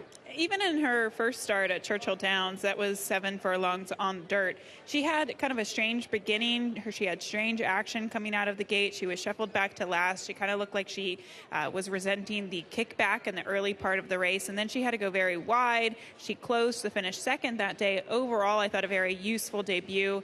It's a good indication that she likes the dirt. I think Beaumont just kind of wanted to stretch her out in distance, and he was afforded the opportunity to go 2 turns on the turf with her, but now finally he's able to go 2 turns on the dirt, and I like this move coming back to the main track. Scott, she's better bred for it. Take a Stand is the 2, 19-1. She'll be carrying the silks of Mr. G. Watts Humphrey Jr., a homebred here in Kentucky, a daughter of Will Take Charge. She's done nothing wrong in her last 4, minus win the race, obviously, but she has continued to knock on the door. And the thing that I liked about this filly, Gabby, not just her pedigree, she's a half-sister to the stakes winner Frosted Over, but she has improved with her route races, which came down at Tampa Bay Downs in January and February. She's always been right there. I just wonder what kind of trip she prefers. Sometimes she's close to the pace in a faster pace. Sometimes she's close to the pace in a slow pace. And then even at the one-turn distances here at Keeneland and Churchill, she closed. So, I would just wonder what is her best style. One day she'll figure it out. I do believe she will be a maiden special weight winner, but this is a very tough maiden special weight. And that's led by the presence of this filly. We'll go to the favorite, Distinctly Possible. We started the conversation there, but we want to show you the current even money favorite as she gets saddled up for the 3-year-old debut. Second on debut to a horse by the name of Gerrymander at Saratoga. And then that's a runner-up finish in the Grade 1 Darlie Alcibiades. So Grade 1 placed with this filly for Bradley Thoroughbreds and others. And she gets Lasix here for the first time in her 3-year-old debut.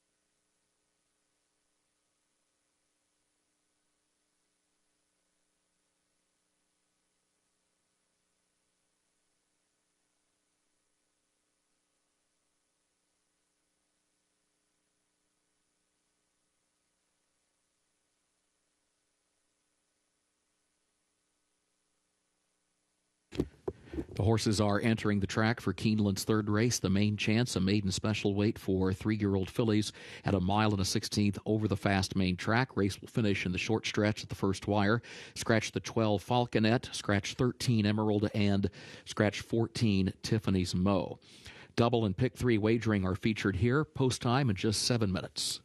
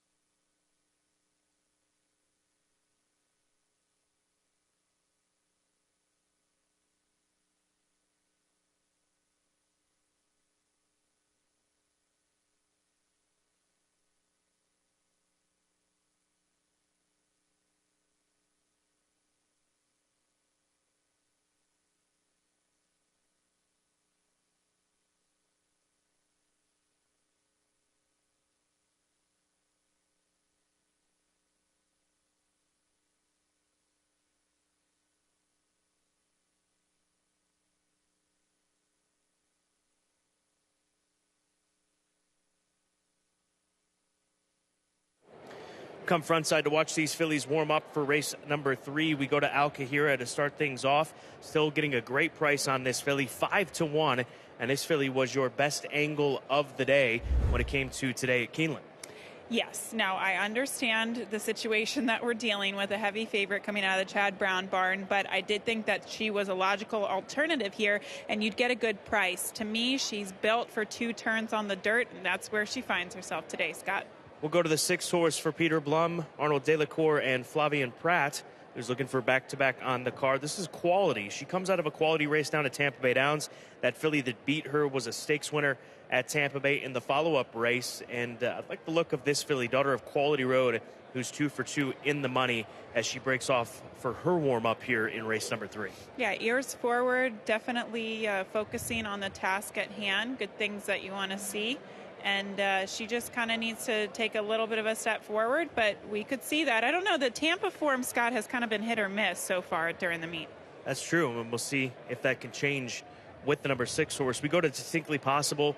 She's still the odds-on favorite at 4-5, daughter of Curlin, who is making her 3-year-old debut. I wonder how much she has grown from 2 to 3. Yeah, you look at her, and when you compare her to other 3-year-olds, Scott, she is a very petite filly. In my opinion, she hasn't grown much from 2 to 3. That doesn't necessarily mean a bad thing. She very well could be, you know, if she's running the same races as she did at 2 and doesn't necessarily progress at 3, she still could very well win this race.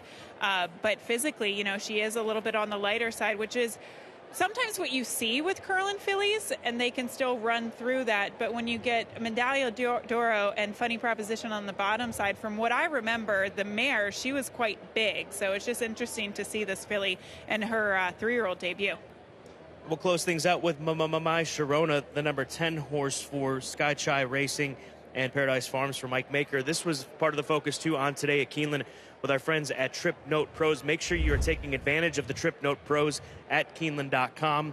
This filly by Liam's Map, She was way back early, but she had a nice gallop out past the wire when she was sprinted on debut. So I just spoke to Mike Maker in the paddock, and I asked him about this race, and he said that's exactly what they wanted from her. They wanted from her to settle the early part of it, get a really good, strong gallop out, and they were pointing for this race going 2 turns. He said he didn't want to start her at 2 turns. He wanted to get a sprint race into her, but all along, this is exactly what she's wanted. She's built for 2 turns as well, and she is on her toes. She looks great today, Scott. Trainer intention, that is always key when you have that information in front of you. And again, that was in part figured out by the friends at Trip Note Pros and the hard work they put in each and every day. Make sure you check those out at Keeneland.com, as they are free for those of you playing with us. We are less than 3 minutes away from the 3rd here at Keeneland. Good luck.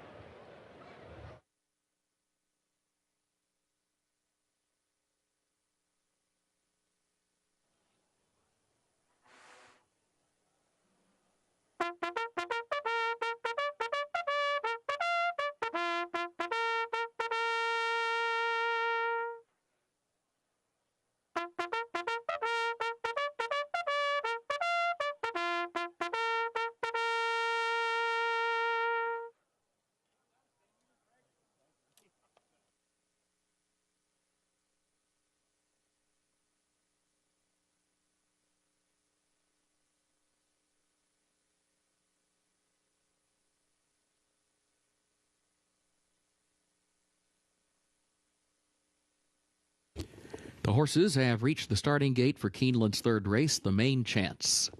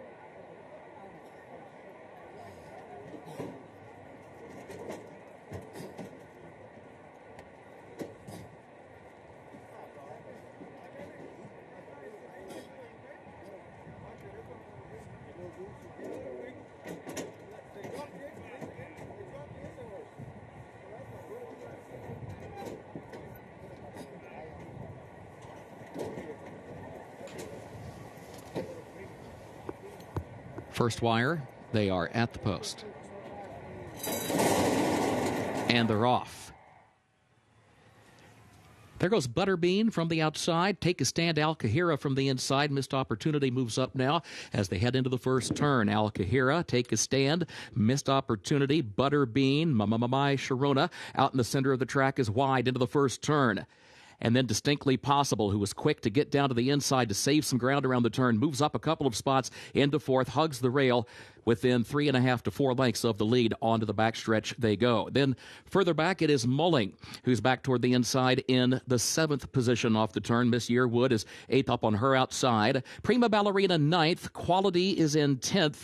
And Dunvegan Doll is last of the 11. 23.51 seconds the time for the opening quarter. Al Kahira is the leader, but only by 3/4 of a length. Take a Stand is right there, second on the outside a length. Missed Opportunity is 3rd. Distinctly Possible 4th toward the inside. outside, 3 lengths off the lead. The first half mile went in 48.18 seconds. And then Mamamai Sharona, who's 5th up on the outside. Butterbean is 6th down to her inside as they move on to the far turn. That pair with 8 lengths to make up on the leader. And Al Kahira continues to lead midway on the turn. Now here comes Distinctly Possible, swinging off the rail to the outside of Take a Stand, who's right there between those two. Al Kahira, quarter pole now, has the lead by a neck. Take a Stand is second. Distinctly Possible is in third. And then Miss Yearwood, who's gone to fourth, still 6 lengths off the lead, though, at the top of the short stretch. Distinctly Possible has taken the lead. Miss Yearwood moves up on the outside into the second position and is running after Distinctly Possible. Take a Stand third toward the inside. A 16th to go. Distinctly Possible with the lead. Miss Yearwood in second. Take a Stand is in third. Distinctly Possible wins it for Irad Ortiz Jr. Miss Yearwood second. Take a Stand third. Al Kahira was fourth.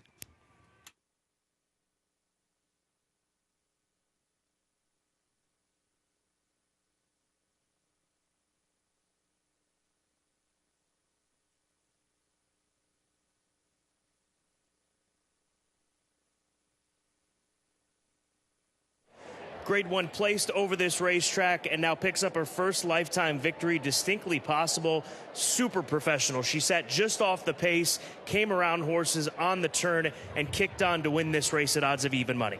She did, and you know, this was a big test for her coming back at 2 turns off of such a long layoff, but she had a beautiful trip, a beautiful ride under Irad Ortiz Jr., and a nice runner-up performance from the 11 Miss Yearwood, who just got started a little bit too late. 8-11-2-1 across the finish in race 3.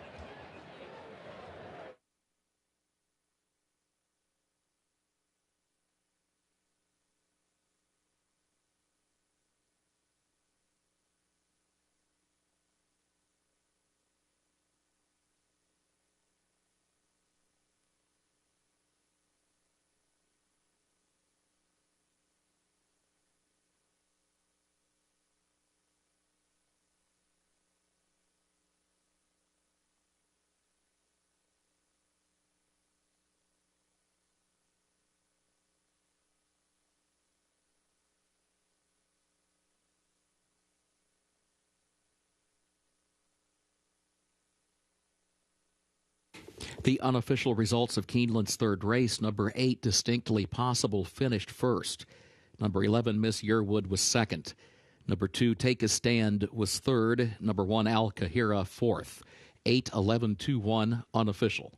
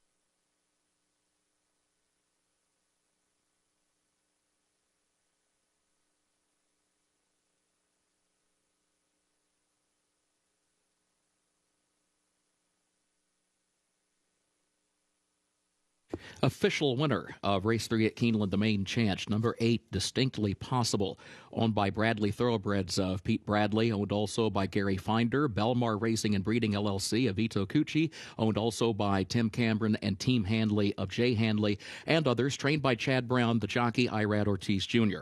Distinctly Possible, a 3-year-old filly by Carlin out of Funny Proposition by Medaglia d'Oro, bred in Kentucky by John Oxley. This Keeneland sales graduate gets the mile and a 16th over the fast main track in 1 minute 45.99 seconds. 8:11.21, the official results of Keeneland's third race.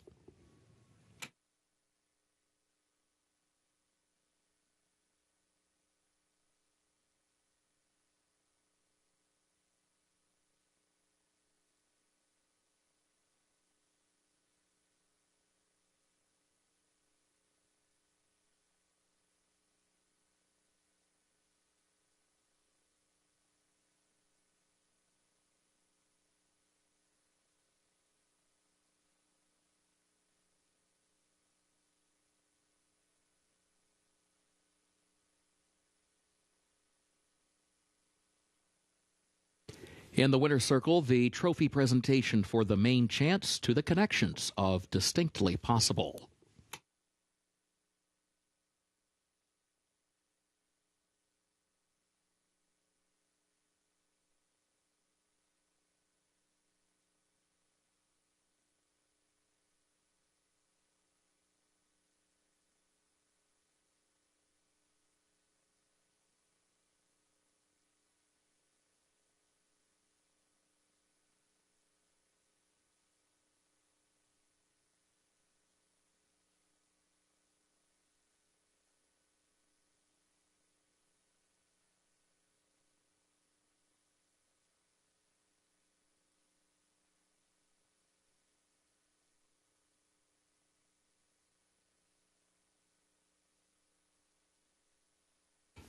We direct your attention to the winner's circle at this time. Today, we recognize Legacy Equine Academy for the organization's work to identify promising African-American youth and other students of color in an effort to educate them regarding opportunities in the equine and agri-science industry.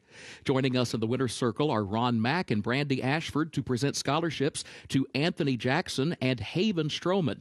Anthony is a student at Carter G. Woodson Academy, and Haven is a student at Bryan Station High. Both students attend Locust Trace Agri-Science Center, Fayette County Public Schools' specialized agriculture and equine technical educational program.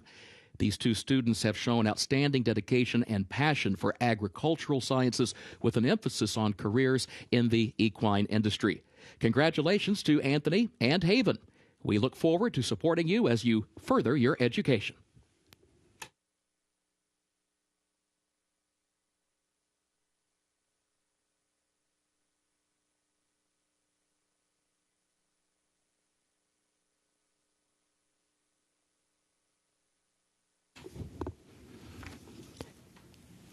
Keeneland's fourth race upcoming, double and pick 3 wagering, start of the pick 6, no carryover. Main track is fast, turf is good, the temporary rail is down on the turf course today.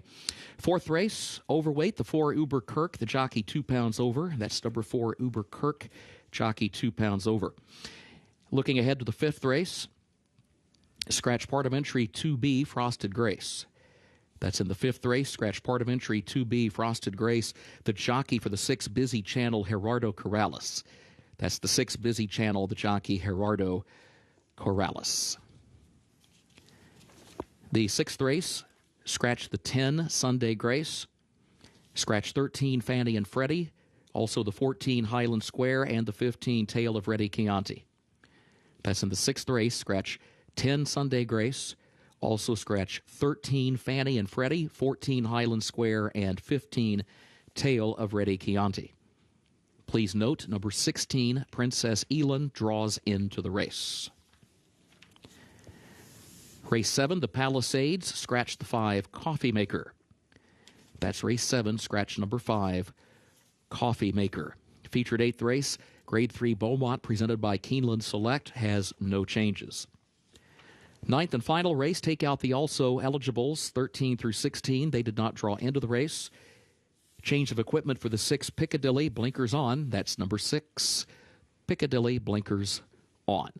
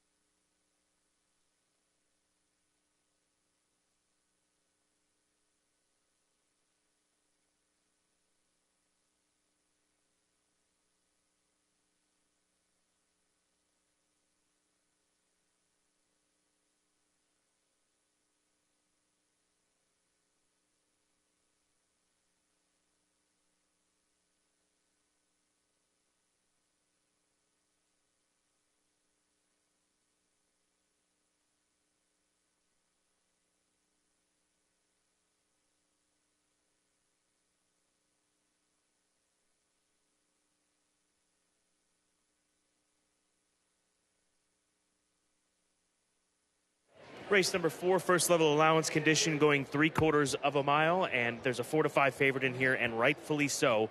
That is Milliken for Whittam Thoroughbreds and Ian Wilkes, a colt by Into Mischief out of the Seeking the Gold First Dam Ivory Empress, who has been so productive over the course of her broodmare career. This colt is a half-brother to the Beaumont winner for Graces, half-brother to McCracken. And here's a runner that broke his maiden on debut and second time out last October here at Keeneland, faced off against Olympiad, who has developed into one of the best older handicap horses that we have in training right now. He's campaigned by Beaumont. He rolled through the handicap division down at the fairgrounds, so hopefully we'll get a chance to see him up here in Kentucky in the not-too-distant future. But he was second to Olympiad, and he got in all kinds of trouble last time out, Gabby. He wasn't sharp from the rail. Then a horse kind of shifted to the inside, thus causing him to check out of it. Nothing went right for him, and all things considered, he did not run a bad second after that trouble away from the starting gate behind a solid horse in Reinvestment Risk. You and I are on the same horse here. I saw what you saw in his last race as well. He was the beaten favorite, but it was a lot to ask of him with that trip, and he lost to Reinvestment Risk, who's a good horse in his own right. So Milliken, hopefully with a better trip. I actually kind of like the 6 furlongs even for him. I think he can make that one move from off the pace, which we've seen be a very successful move on the main track today. And he doesn't have the rail. That's another positive, too. He's 2 off the rail in post position number 3. Then we'll go to the outside, or further to the outside, I should say, to take a look at the number 6 horse, Bag Boss. Brendan Walsh had quite the day yesterday. Irad's had quite a meet thus far. And here's a colt by Speightstown, who's really not run a bad race to date, minus the time they tried to stretch him out to 7 furlongs, and he was part of that early pace that was so fast. You got to be part of the pace here today if he wants to be successful, but I think he's live at 3-1 if the favorite doesn't fire. I definitely think they want him to show speed, Scott, because he didn't last time out after that poor beginning. In the past, he's shown speed, and just by knowing how Brendan Walsh prepares horses, I think it's a very interesting 3 furlong work on the 3rd of April, at best out of 31 that day. I think that's to really tighten the screws and make sure this horse shows speed. And then finally, the number 1 horse, Dream Shake, who ships in from Southern California, training at Santa Anita Park for these connections, including X-Line, Border Racing, and SAF Racing, and others. Peter Urton shipping him out this way. He broke his maiden on debut. Then they went immediately into the deep end of the pool. He ran against Life is Good in the San Felipe. He was 3rd that day, 3rd in the Grade 1 Santa Anita Derby. But that Pat Day mile took a lot out of this horse. He hung with Jackie's Warrior as long as he possibly could. Jackie's Warrior ended up being champion sprinter of last year, and he's just not been the same. He earned a strong speed figure last time out, but I don't know that even his last race is good enough to get it done against the competition here today. I like him in the top 3. I just wonder if he's good enough to beat the other 2 that we talked about. The rail bothers me for this horse. It really does, because he doesn't have enough speed to clear. He's got to kind of sit that mid-pack trip, and we just have seen some horses just have a really tough go of it being drawn the rail. I think on his best day, he can win this race, but his best day was in the early part of last year. He really does have to bounce back. He's got a lot of talent, though, Scott. It's 4-1 on the board, 4-5, though, on the 3 horse, Milliken. When they bring it front side, we'll comment on their looks in the warm-up. Race number 4 does start the pick 6 on this Sunday card.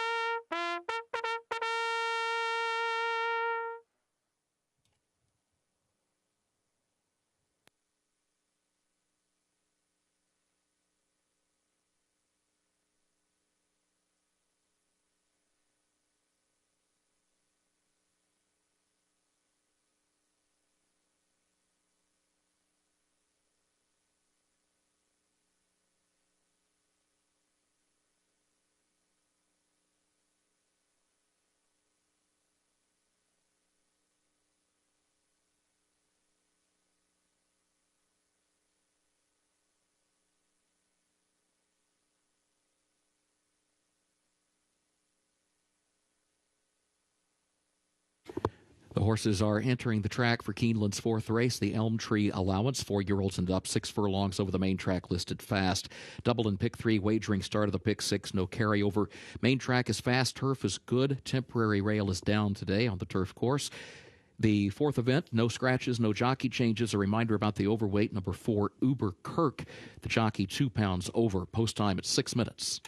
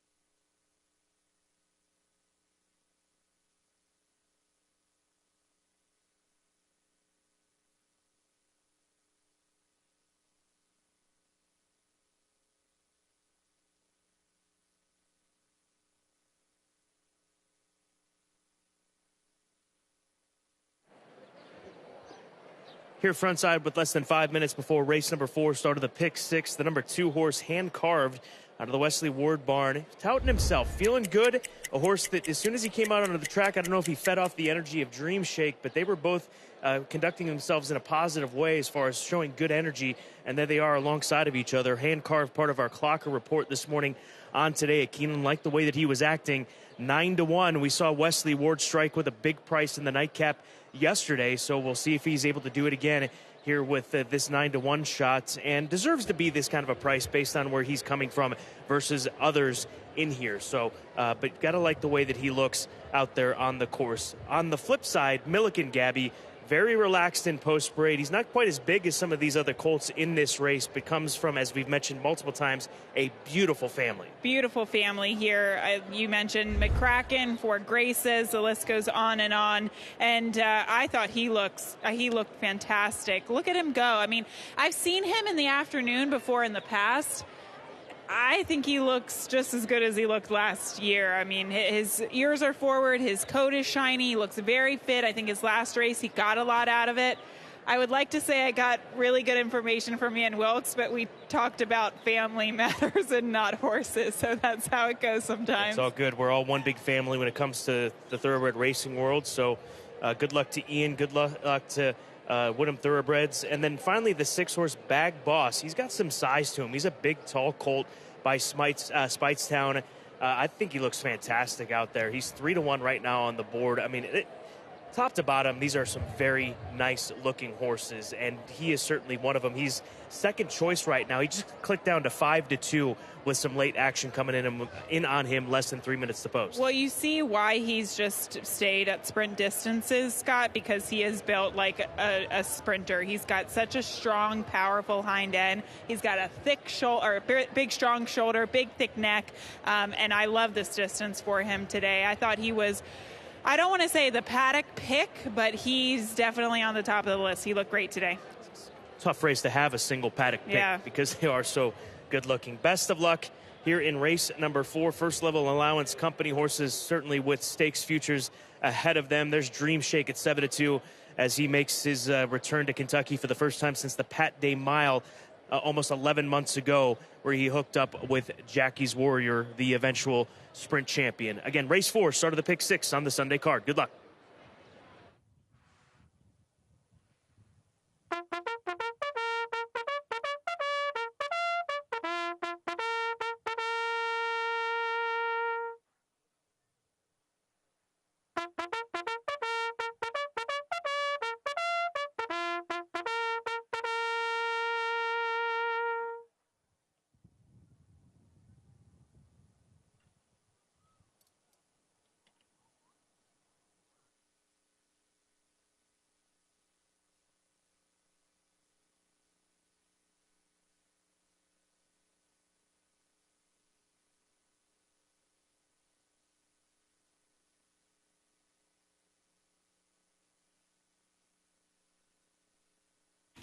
The horses have reached the starting gate for Keeneland's 4th race, the Elm Tree, start of the pick 6.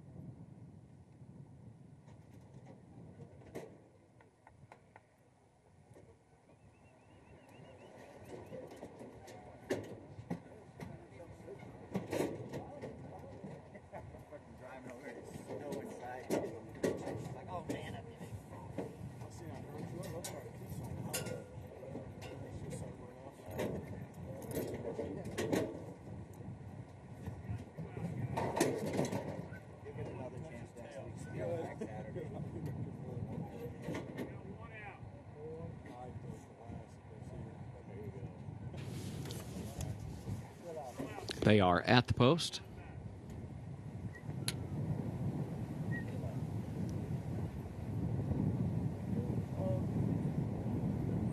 Ready for a start. They're off. Run, Rapidash broke alertly, and so did Milliken right there between horses. Hand Carved a step quicker, though. Hand Carved moves up and takes the lead from Run, Rapidash. Uber Kirk in between horses is in 3rd. Outlier between horses as well is in the 4th position. And then Bag Boss, who's toward the center of the track. He's in 5th and is running just over 3 lengths off the lead. Milliken 6th and is down toward the inside. Dream Shake is in 7th and a gap of 5 more lengths back to Wellman, who's in 8th, and Tequila's Ranger 9th and last. 22.69 seconds the time for the opening quarter. Hand Carved is the leader. Outlier moves up on the outside around the far turn, and Uber Kirk fights on between that pair. Bag Boss in behind horses. Run, Rapidash swings out to the center of the track. Bag Boss finds an opening 1 lane off the rail and moves up. Run, Rapidash to the outside. Dream Shake is looking for running room and now comes bursting through. Milliken's going to have to go to the inside. Bag Boss to catch here. Dream Shake outside. Milliken to the inside. Bag Boss narrow lead. Dream Shake alongside. Milliken still trying to squeeze his way through. Dream Shake, Milliken, Bag Boss between that pair. Dream Shake getting to the lead to win it for Flavian Pratt. Bag Boss 2nd. Milliken across the line in 3rd. And Run, Rapidash 4th.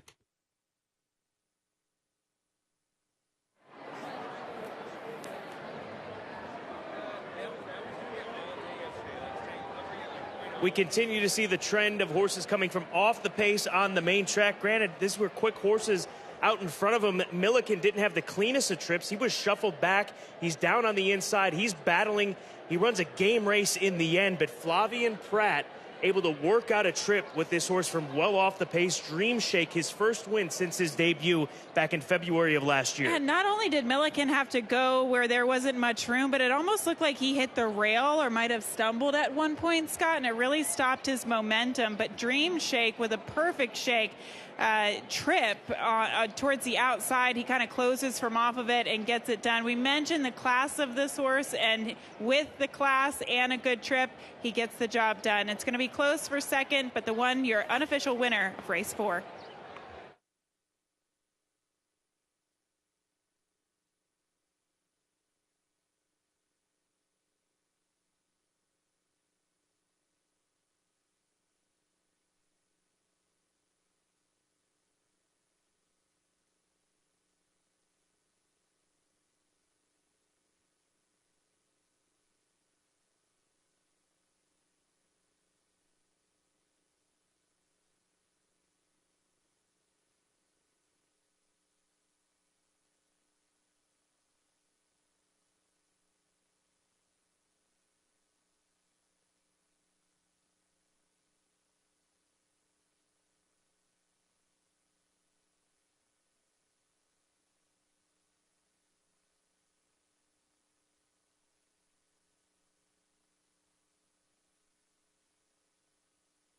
The unofficial results of Keeneland's 4th race: number 1, Dream Shake, finished first.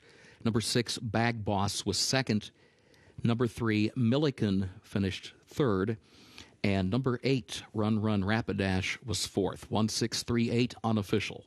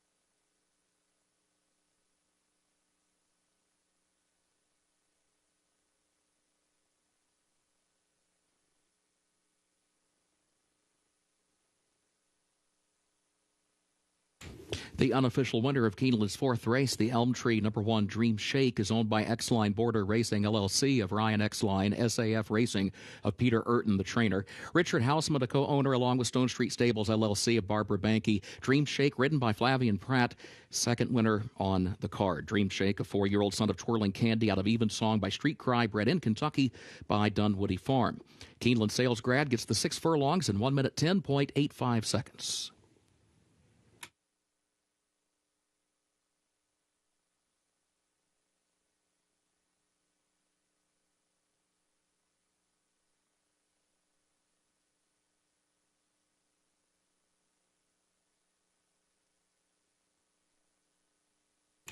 Results of Keeneland's 4th race official. 1638, the official results.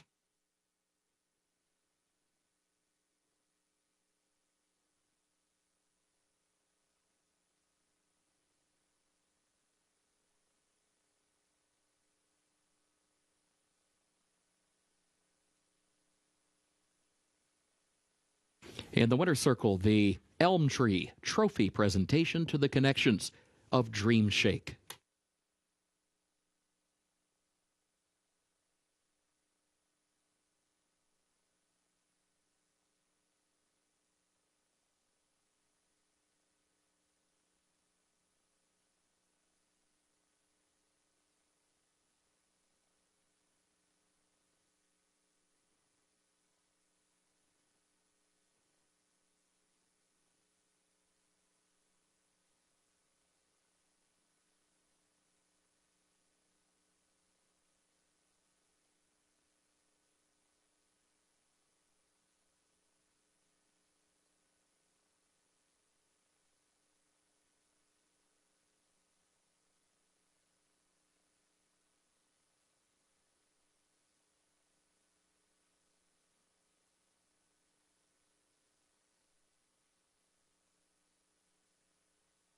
Ladies and gentlemen, we direct your attention to the winner's circle at this time. Today is Kids Club Family Day, presented by Kentucky Children's Hospital. Keeneland thanks Kentucky Children's for their continued support of the Kids Club program.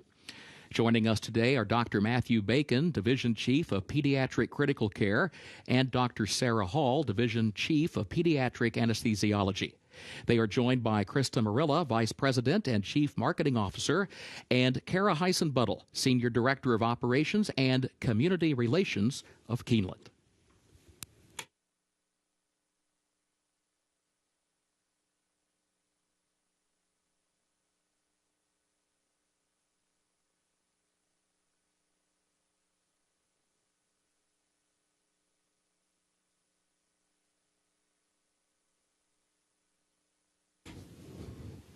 Keeneland's fifth race upcoming. Double and pick 3 wagering offered here. Start of the late pick 5, and also begins the Keeneland Turf pick 3, made up of races 5, 7, and 9. Be sure to ask for that wager by name. The turf is listed good today. Temporary rail is down. Main track is fast. In the fifth race, scratch part of entry 2B, Frosted Grace. Again, part of entry 2B, Frosted Grace scratched. Jockey for the 6, Busy Channel, Gerardo Corrales. 6 Busy Channel, Gerardo Corrales. The sixth race, scratch the 10, Sunday Grace. Also scratch 13, Fanny and Freddie, 14, Highland Square, and 15, Tale of Reddy Chianti. That's in the sixth race. Scratch number 10, Sunday Grace. Also scratch 13, Fanny and Freddie, 14, Highland Square, and 15, Tale of Reddy Chianti. A reminder that number 16, Princess Elin, draws into the race. Race 7, the Palisades, scratch the 5, Coffee Maker. That's in the seventh race, scratch the 5, Coffee Maker. Featured eighth race, Grade 3 Beaumont, presented by Keeneland Select, has no changes. The ninth and final event, take out the also eligibles, 13 through 16. They did not draw into the race. Change of equipment today, the 6 Piccadilly, blinkers on. Number 6 Piccadilly, blinkers on.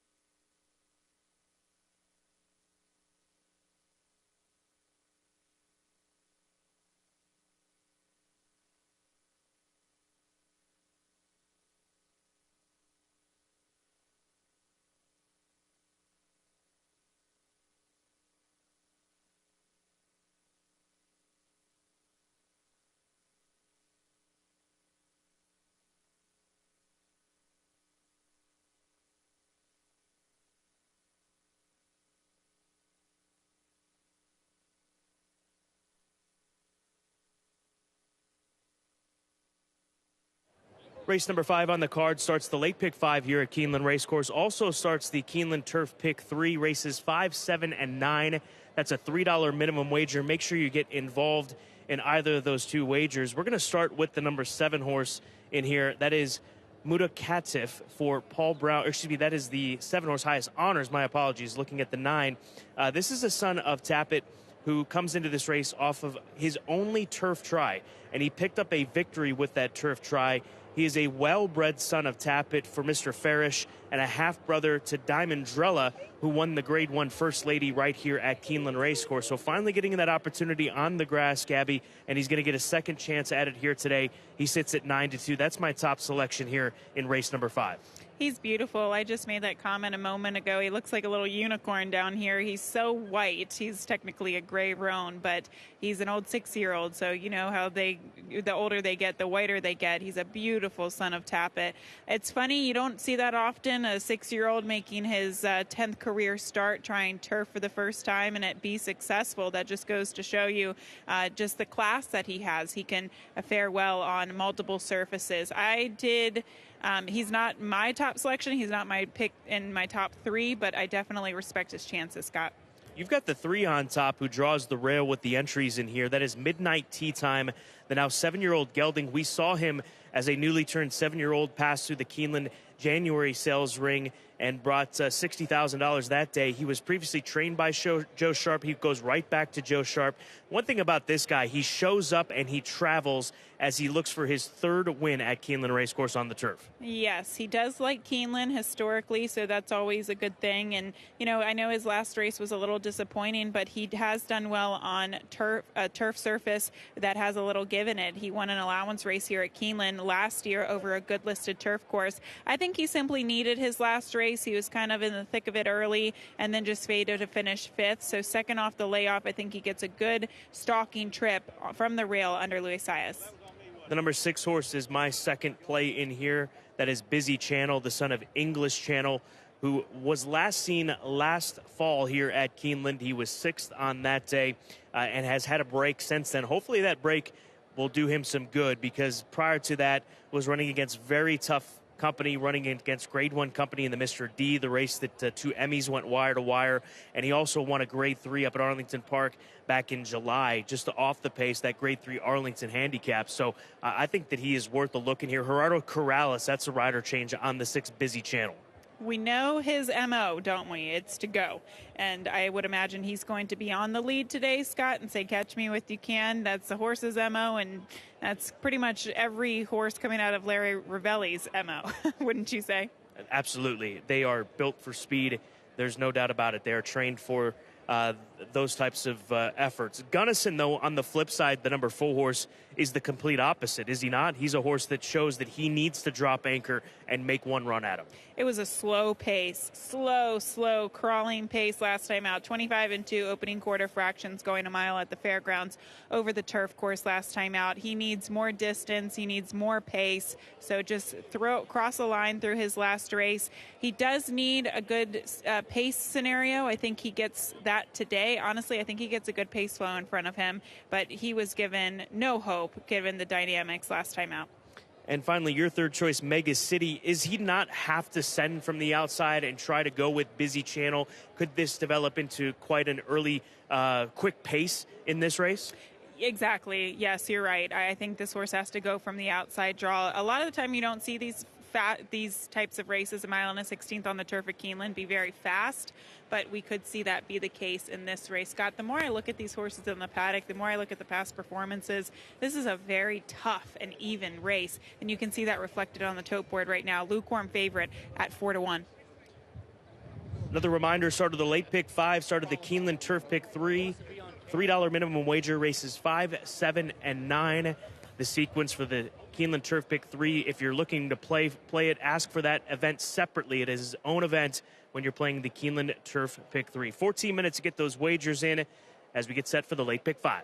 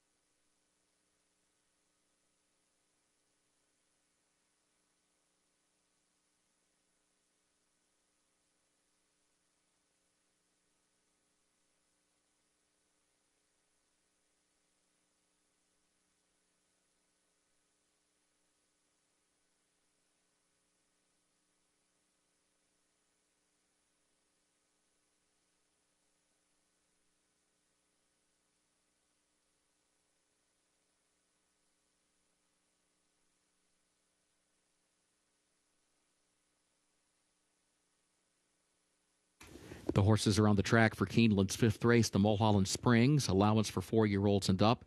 At a mile of the 16th, over the turf listed good. Temporary rail is down today. Scratch part of entry 2B, Frosted Grace. Again, part of entry 2B, Frosted Grace is scratched. Jockey for the 6, Busy Channel, will be Gerardo Corrales. Double and pick 3 wagering, start of the late pick 5, also start of the Keeneland Turf. Pick 3 made up of races 5, 7, and 9. Post time is 6 minutes.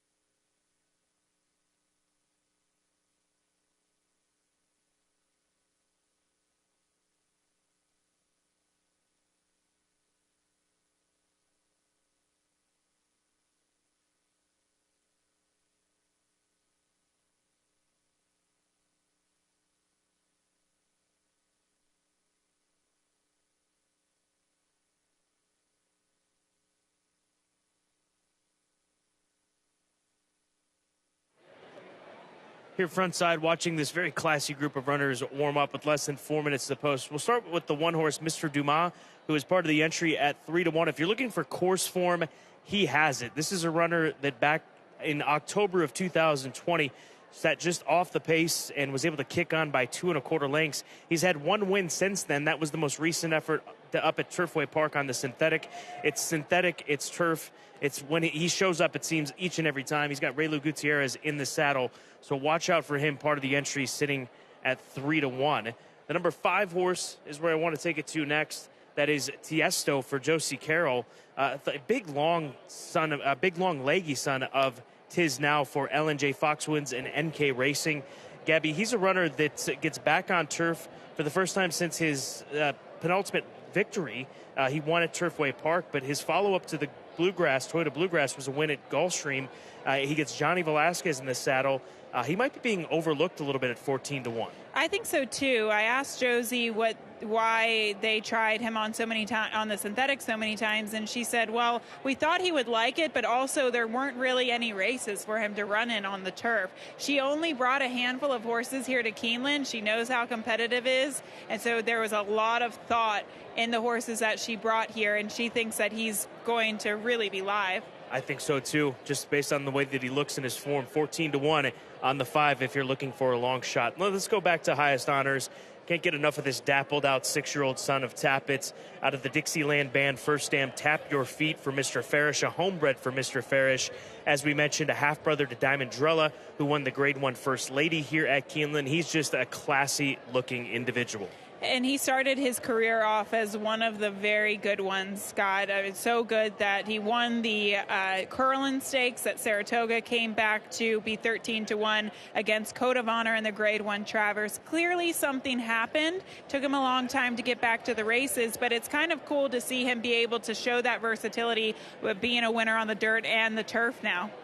The two back ran against an Olympiad. We talked about Olympiad in that most recent race with Milliken, but here this afternoon, you've got to respect this number 7 horse. He's 3-1. 2 horses sitting at 3-1. Wide open race in here. Any opinion, go with it, because it's that type of a race with that type of class. Late pick 5, nearing $400,000. Make sure you get involved. Less than 2 minutes to get those wagers in. Good luck. This is race 5 coming up here from Keeneland.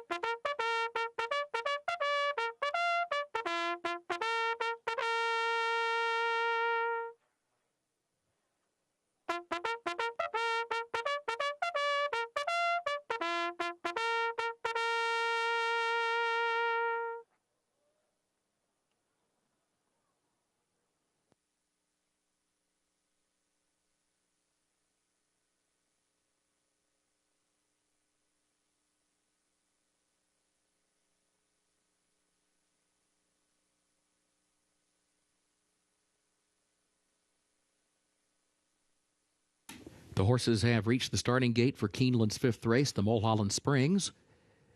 Start of the late pick 5, start of the Keeneland Turf pick 3.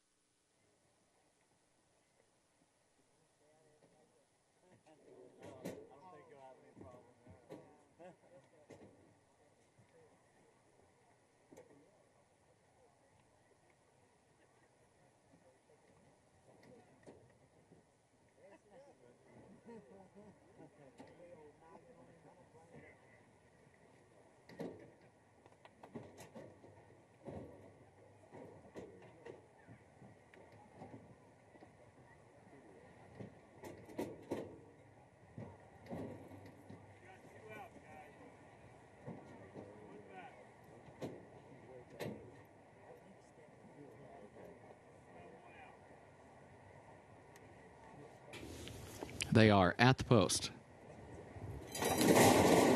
And they're off. There goes Busy Channel out for the early lead. Mr. Dumas from between horses. Here's Mega City up on the far outside. Midnight Tea Time back toward the rail. Mega City moves forward, has the lead from Busy Channel. Mr. Dumas third on the outside of Midnight Tea Time in fourth. Hawkish will go a lane off the rail fifth into the first turn. Tiesto hugs the rail in sixth. Highest Honor seventh alongside of that one. Mutakatif moves up 2 lanes off the rail from the 8th position around the first turn. Further back, Soleil Volante travels in 9th. Gunnison is in 10th onto the backstretch. Eons is 11th, and Monarch's Glen is last of the 12. The opening quarter went in 22.6 seconds. Mega City, the leader. Mega City on top by nearly 3 lengths up the backstretch to Busy Channel, who's second by a length to Mr. Dumas, who's third by a length. Midnight Tea Time is in the 4th position. Tiesto is 5th to the inside. Hawkish is 6th alongside of that one. Then Mutakatif, Highest Honor, Soleil Volante, Gunnison, Eons, and Monarch's Glen. 47.54 seconds, the time for the first half mile. Mega City, the leader. Mega City, 3-length lead. Midway on the far turn now. Busy Channel is second by a length and a half. Mr. Dumas takes to the outside, but still in third. Still 5 lengths from the lead. Busy Channel, Mr. Dumas trying to chase down Mega City with a quarter mile to go. Midnight Tea Time is 4th. Hawkish is in 5th. Tiesto is 6th. Highest Honors is 7th. Final furlong. Busy Channel takes a narrow lead. Mr. Dumas runs on from the outside. Hawkish running late down toward the inside. Busy Busy Channel with the lead. Mr. Dumas, then Hawkish and Midnight Tea Time. Busy Channel, short lead. Mr. Dumas alongside. Busy Channel, Mr. Dumas. Busy Channel in front by a neck. Down to the line. Busy Channel, Gerardo Corrales winning it by a half length.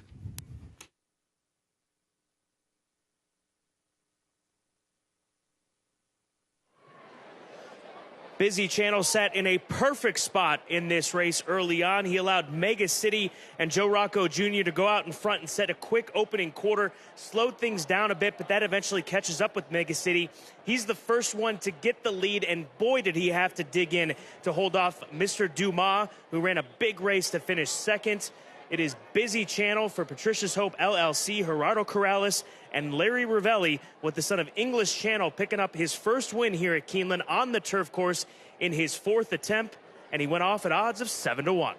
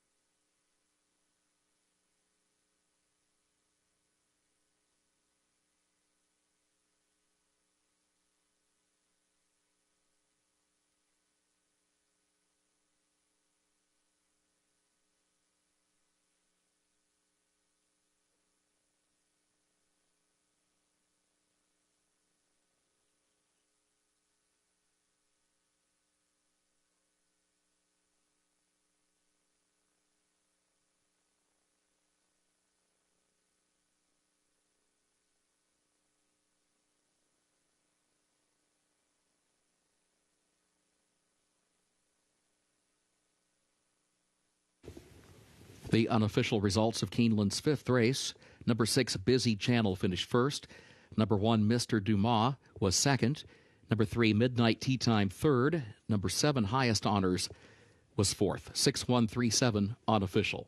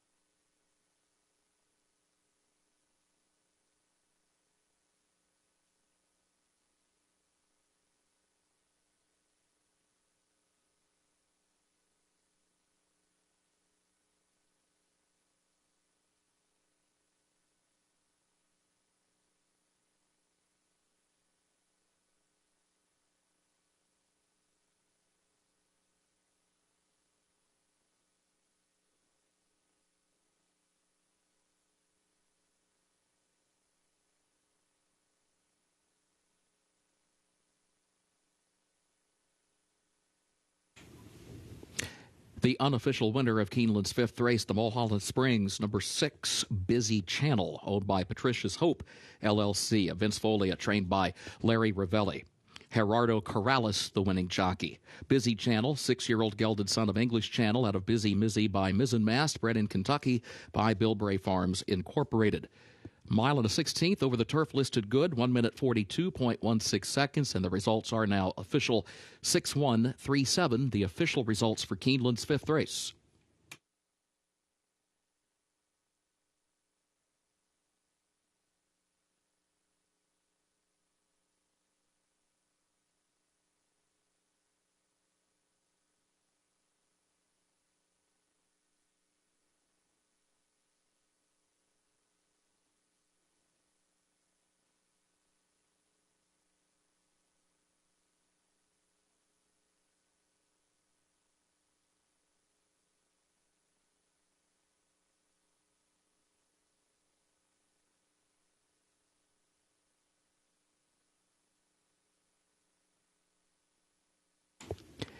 In the winner's circle, the Mulholland Springs Trophy presentation to the connections of Busy Channel.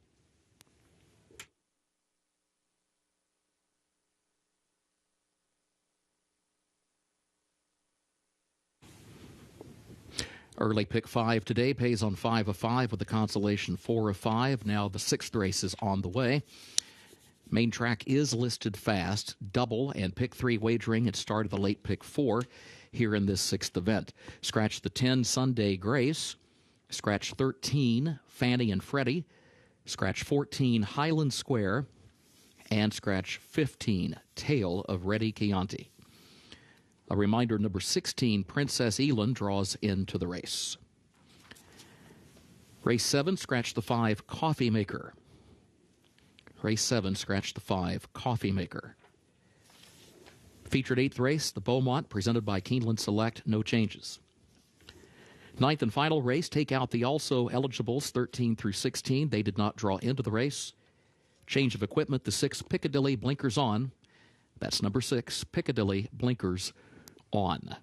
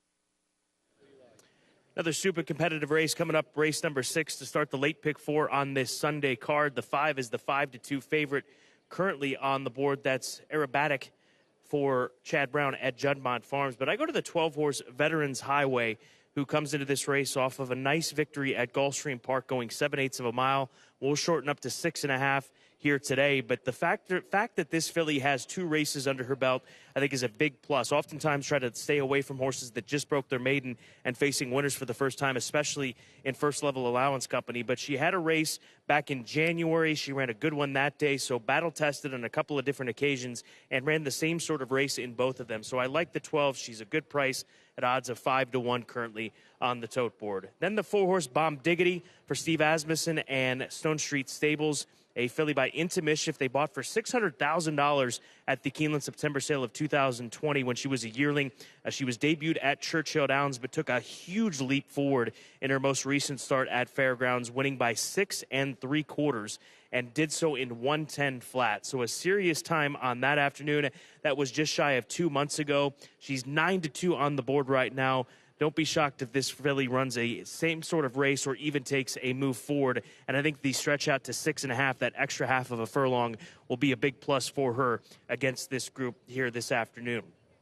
And then the number 6 horse, Hazy Command for Tom Amos.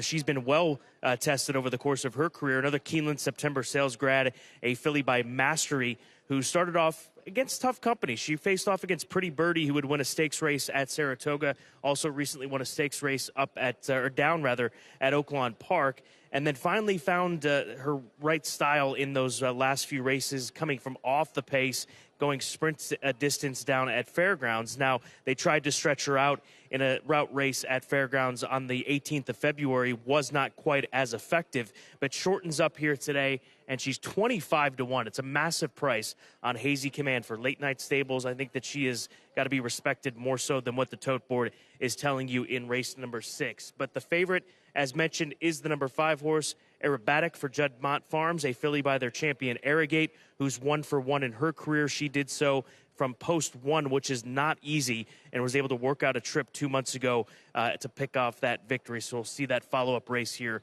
today. 14 minutes to start the late pick 4. Still 2 stakes races to come here this afternoon, highlighted by the Beaumont Stakes, presented by Keeneland Select.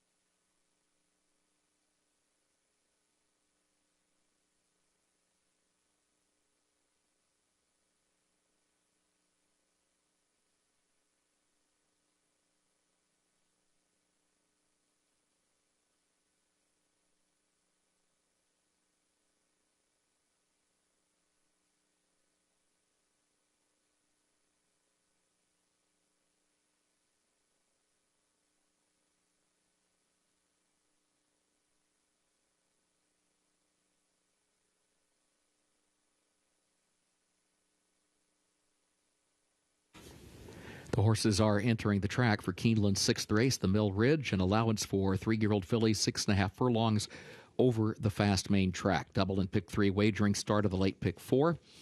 Scratch the 10, Sunday Grace. Also scratch 13, Fanny and Freddie, 14, Highland Square, and 15, Tale of Reddy Chianti. A reminder that number 16, Princess Elin, draws into the race. Main track is fast, turf good. This begins the late pick 4, post time in 5 minutes.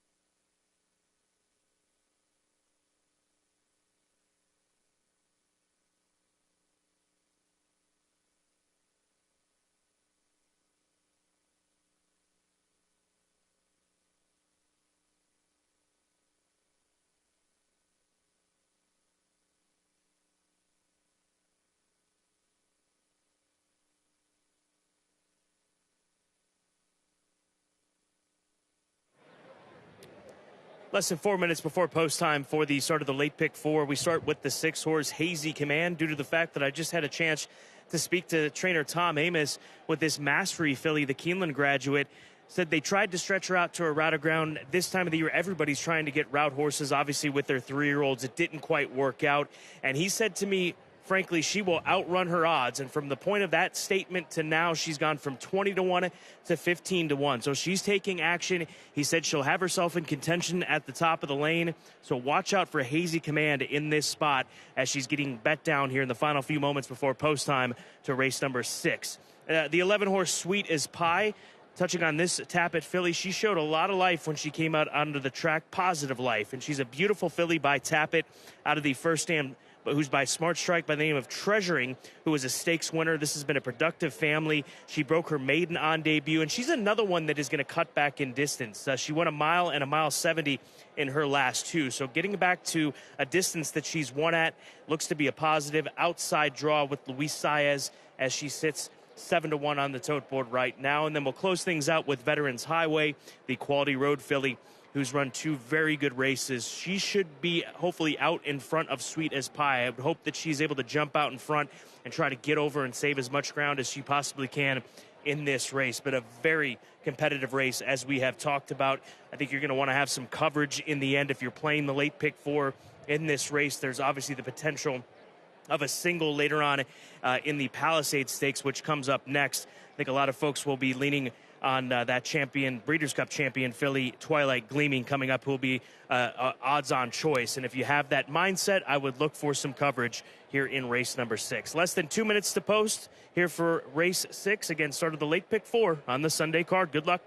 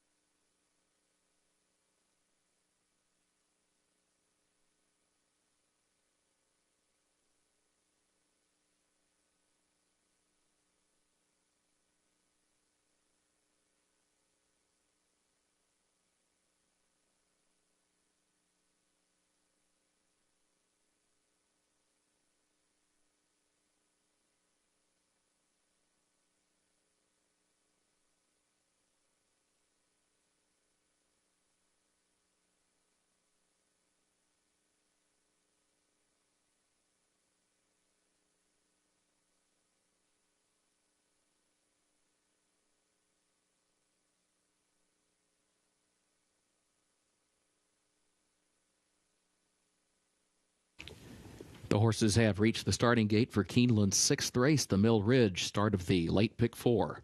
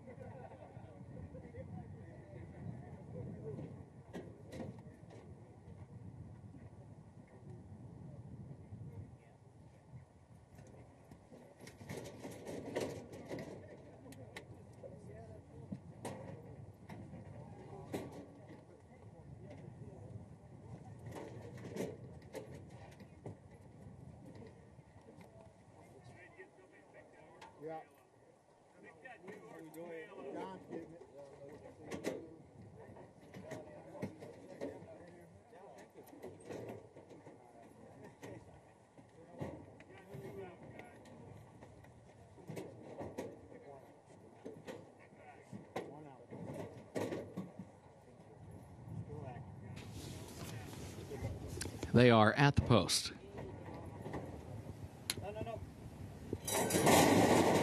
And they're off. There goes Divine Charger for the lead with Aerobatic, Rue de Bach. Margie's Kitchen is there to the inside. Margie's Kitchen moves up and takes a narrow lead. From Rue de Bach in second, Social Mandate is in third. Hazy Command is fourth, Divine Charger fifth. Veterans Highway far outside in sixth. Aerobatic back toward the rail is in seventh. Fast and Flirty is eighth. Sweet as Pie is ninth. Bomb Diggity toward the inside is in 10th. Princess Elin 11th. Feeling Happy last of the 12. 22.62 seconds the time for the opening quarter. Margie's Kitchen leading Rue de Bach only by a half length around the far turn. Another length and a half. Veterans Highway third up on the outside. Hazy Command is fourth down toward the inside. 2 lengths off the lead. Social Mandate drops back. Divine Charger moves by and takes fifth. Fast and Flirty sixth. Aerobatic is seventh down toward the rail. 8 lengths off the lead. A quarter mile to go. Margie's Kitchen narrow lead off the far turn. Rue de Bach is in second. Hazy Command, Veterans Highway, Divine Charger, and then Sweet as Pie on the far outside. Aerobatic is still far back toward the rail. Hazy Command, Veterans Highway, Divine Charger, Sweet as Pie on the far outside. Hazy Command narrow lead. Hazy Command by length and a half, but Sweet as Pie is running on from the outside. 16th pole. Sweet as Pie coming after Hazy Command. Sweet as Pie. Luis Saez for a narrow lead. Sweet as Pie to win it by a neck. Hazy Command home second. Feeling Happy, a late run from way back to grab third. Going to be close for fourth.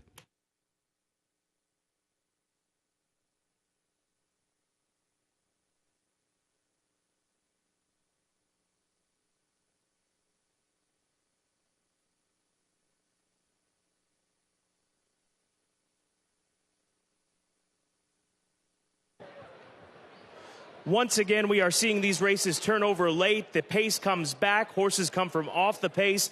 This time it was the number 6 horse who ran true to the comments from Tom Amoss. Hazy Command, she makes the lead, but eventually beaten on the square by Sweet as Pie, who was cutting back in distance. 2 fillies go 1-2, cutting back in distance. 7-1 over 17-1. Photo is on the board, but good prices here in race number 6 as we see the trend continuing where closers are doing well on this main track. Photo for the win. Hold all tickets.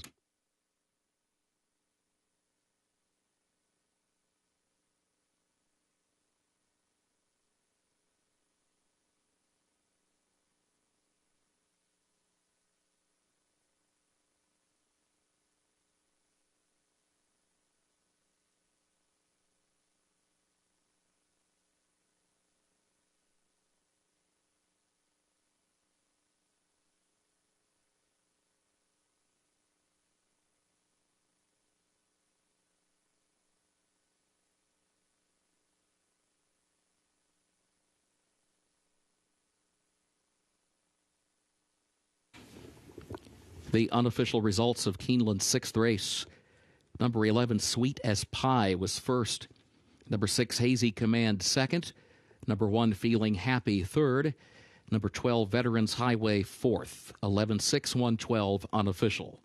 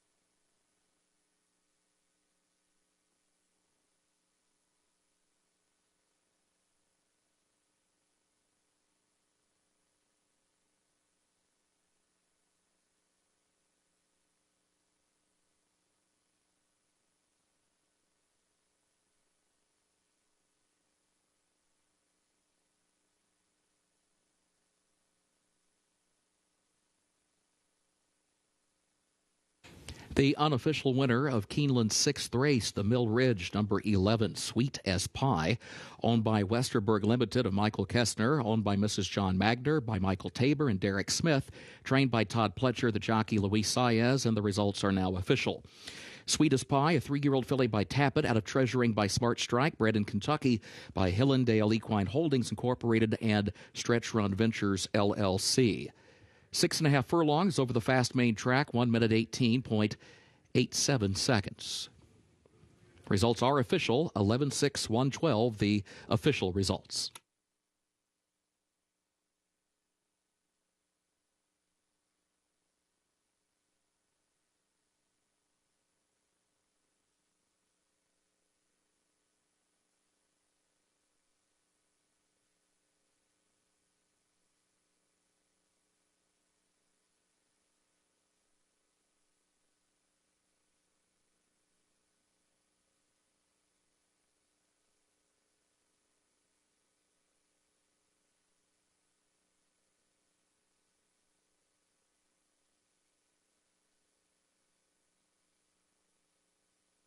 In the winner's circle, the Mill Ridge Trophy presentation to the connections of number 11, Sweet as Pie.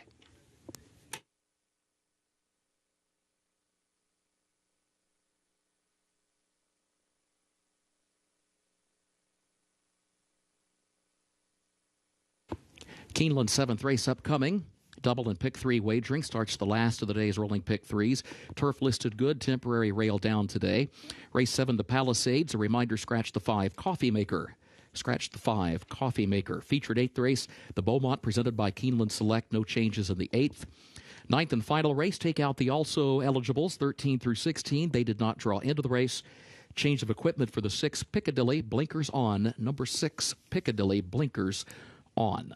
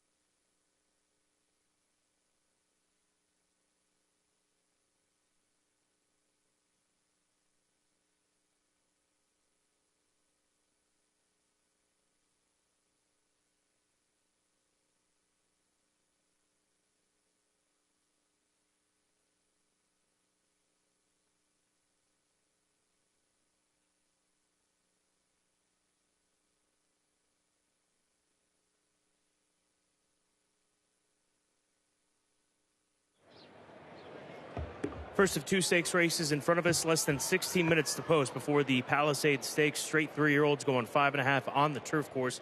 And not surprising that Twilight Gleaming is being bet down right now to odds of 3-5 on the tote board. The filly that we saw beat the boys in the Breeders' Cup Juvenile Turf Sprint at Del Mar back in November, and looking to beat the boys again here today on the Keeneland turf course. But, Gabby, I start with Classic State of Mind. I think there's a chance this colt can go with Twilight Gleaming. He's got some recency under his belt. He's very fast when he's at his best, and he's taken some big strides forward moving over to the turf course in his last 3 races.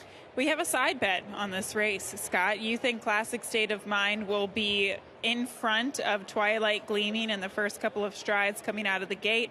I think Twilight Gleaming is going to take them gate to wire. But Classic State of Mind, as you mentioned, he's really done some big things since going from dirt to turf. I just have a fear that he's going to have to be on chase mode from the rail today, but there's no doubt about the success he's shown sprinting on the turf. Well, the only way he can win this race is if he breaks sharp and goes with Twilight Gleaming. That's why I'm going to take that side bet as he sits at 6-1. But then we move over to the number 7 horse, your top pick, my second choice for Stone Street Stables, Twilight Gleaming.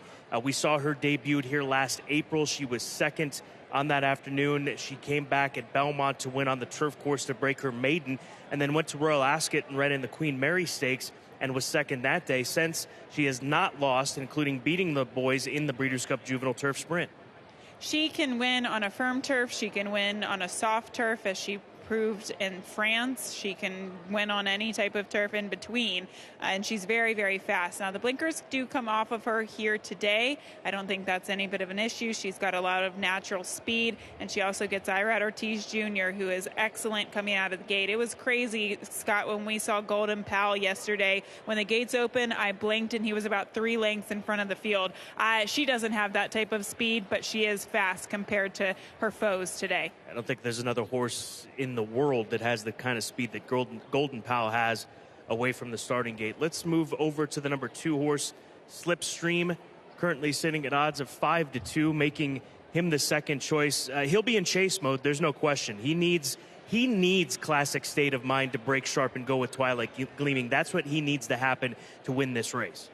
I like him for 2 reasons. Number 1, he didn't have a great trip in the Breeders' Cup Juvenile Turf. I also like him cutting back to 5.5 furlongs, because when the distances got farther, it seemed like he kind of got a little headstrong. So 5.5 furlongs seems like the right type of distance. And just in general, Scott, I don't want a horse that's going to have to pressure or press the speed of Twilight Gleaming. I want horses that would close into the pace, and he strikes me as that type. And then finally, the number 3 horse, Baytown Frosty, a son of Frosted, who is looking for his first win on turf. His other victories came on the main track at Charlestown. Yeah, bombs away here. I just wanted to throw a crazy long shot underneath, because when you talk about some of the top contenders in here, I thought there was kind of a steep drop beyond that. So I just wanted to throw in a big long shot on the bottom here to kind of spice things up, because you're not going to make much money with a 3-5, 1-2 shot on top. 5.5 furlongs will be the trip. Palisades Stakes is coming up next with the filly, the dominant force right now, as she should be. 1-2 Breeders' Cup winner, and well-traveled throughout the country, looking for a stakes win here at Keeneland. That is Twilight Gleaming for Barbara Banke and her Stone Street Stables. Less than 13 minutes before race 7, the Palisades Stakes.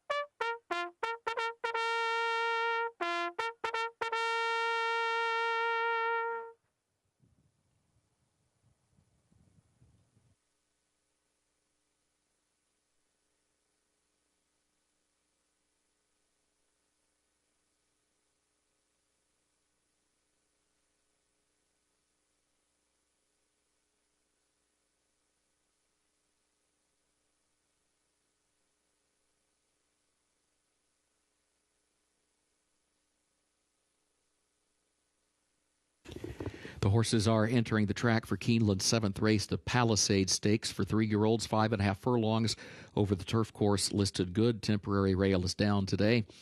Scratch the 5 Coffee Maker. Number 5 Coffee Maker is a scratch. Double and pick 3 wagering starts the last of the day's rolling pick 3s. Post time is 6 minutes.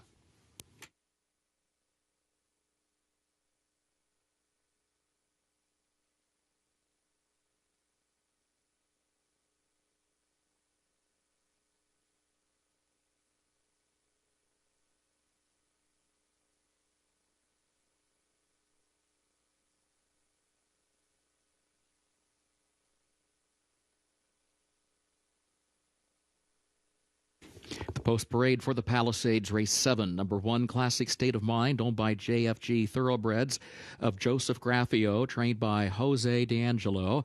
Jose Ortiz is the jockey. 2 Slipstream, owned by Jump Sucker Stable of George Walker, trained by Christophe Clement, Joel Rosario to ride. 3 Baytown Frosty, owned by McEntee Racing Incorporated of trainer Paul McEntee, owned also by Resolute Racing Alliance LLC of Alyssa Terwitsky, the jockey Javier Padron Barcenas. Number 4 Pure Panic, owned by Praveen Patel, the trainer Juan Cano, the jockey Adam Beskitza. Number 5 is Scratched. Number 6 is Circleback Jack, owned by Susan Evans and Kathy Sweezy, trained by Sarah Hamilton. The jockey is Rafael Mojica Jr. 7 Twilight Gleaming, owned by Stone Street Stables LLC of Barbara Banke, the trainer Wesley Ward, the jockey Irad Ortiz Jr. And number 8 No Nay Franklin, owned by Linda Shanahan, Sanford Bacon, Amy Dunn, Andrew Farm of Richard Brody, SGV Thoroughbreds of Steve Venosa, and others, trained by Patrick Biancone. The jockey is Florent Giroux. Post time in less than 5 minutes.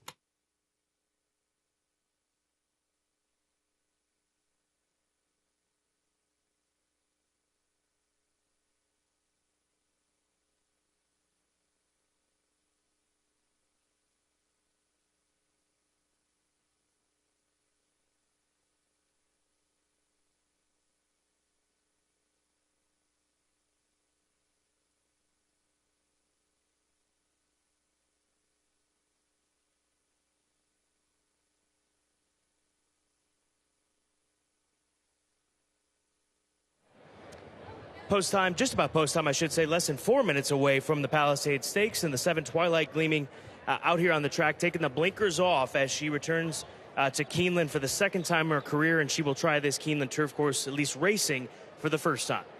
Look at that engine. You can see it even compared to the pony that's standing next to her, Scott. She is just very powerful, very strong. She's wide, she's strong, has great flesh, everything that you want to see in a horse. I think she looks like a standout physically. And most do. She's 3-5 right now, as the Breeders' Cup winner is looking to give Wesley Ward a second Breeders' Cup winner to stakes winner in a matter of 5 months here in 2 days at Keeneland Race Course. No Nay Franklin is the 8 that we're looking at, 16-1, one of many that will be trying to come from off the pace to spring an upset in here. I was watching the horses in the post parade, and he actually caught my eye. I would say that he was kind of second in terms of who I liked best from a physical and behavioral standpoint on the track today. I do think he has to improve in order to be a legitimate contender here. As his last race, he won, but again, he needs to take that step forward. But physically, loved how he looked. Then we go to Slipstream, the Keeneland September sales grad from 2020, $170,000 purchase.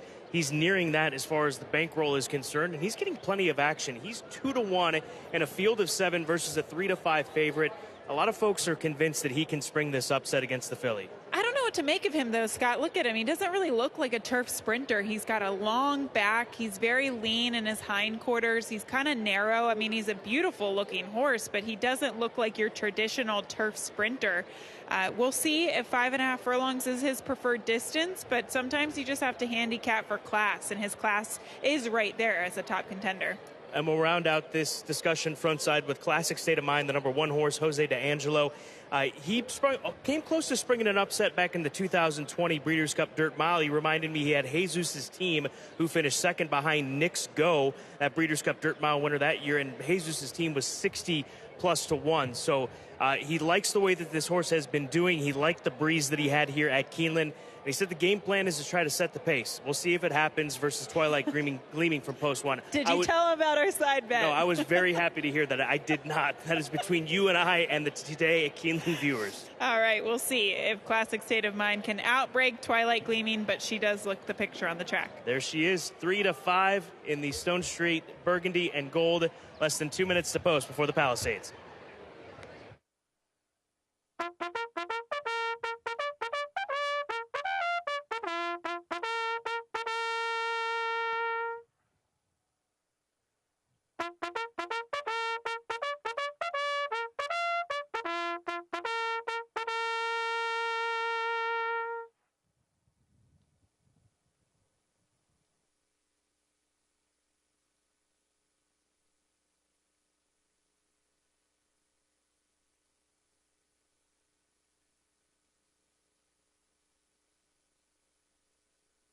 The horses have reached the starting gate for Keeneland's 7th race, the Palisades.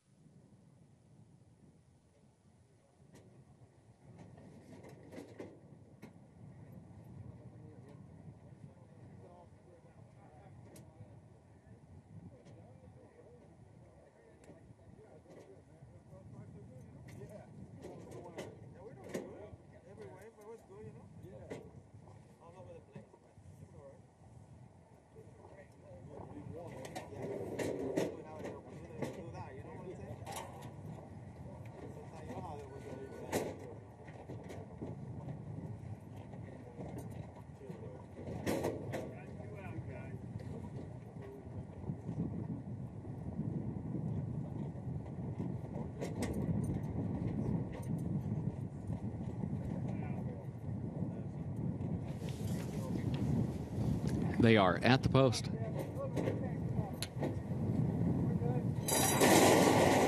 And they're off in the Palisades. Twilight Gleaming comes right out for the lead. Classic State of Mind is there to the inside. They go 1-2 in the opening strides. Baytown Frosty backs away into the third position. One Franklin, fourth up on the outside. And then Circleback Jack, who's between horses, in fifth. Pure Panic is sixth against the rail. Slipstream, seventh at last early, 5 lengths off the lead. Twilight Gleaming has cleared with the lead, gets to the rail, leads it by just 1 length. Classic State of Mind switches to the outside now, just off the leader's flank in second. 22.17 seconds for the opening quarter. Baytown Frosty circles up to the outside, still third, 3 lengths off the lead. Pure Panic is fourth to the inside. Circleback Jack, and then Slipstream next to last, and No Franklin wide at the back. It is Twilight Gleaming with the lead, Pure Panic to the inside, and now Slipstream. What can Slipstream do from here? Trying to scoot up the rail inside the final furlong to come after Twilight Gleaming. Twilight Gleaming still has the lead. Slipstream is running on, though, for Joel Rosario and has a narrow lead. Deep stretch for Slipstream. Slipstream wins the Palisades by almost a full length on the line. Twilight Gleaming was second. Further back, it was Pure Panic in third, and Circleback Jack fourth.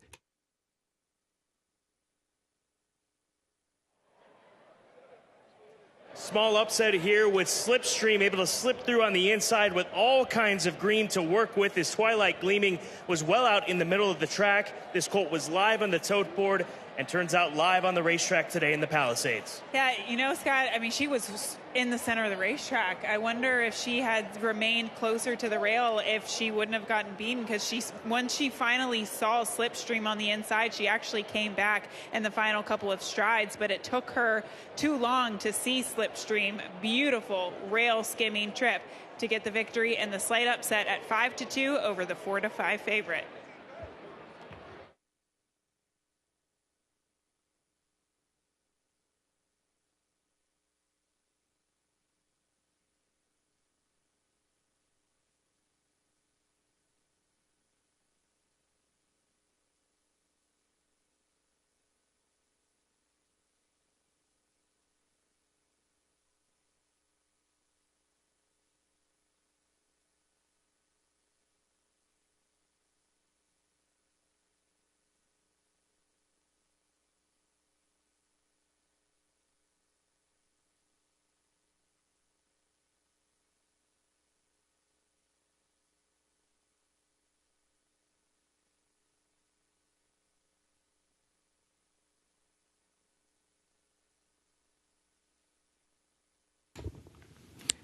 The unofficial results of Keeneland's 7th race, number 2, Slipstream, was first. Number 7, Twilight Gleaming, second. Number 4, Pure Panic, third. Number 6, Circleback Jack, fourth. 2746 unofficial.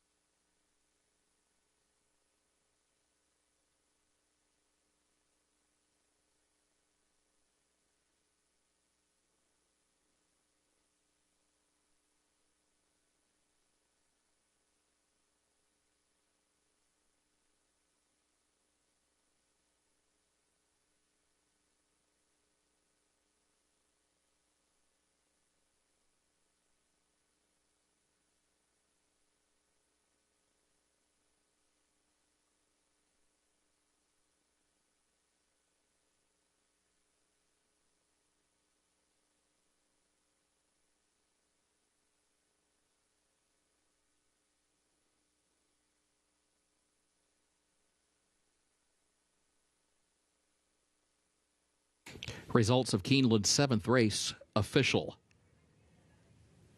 2746, the official results.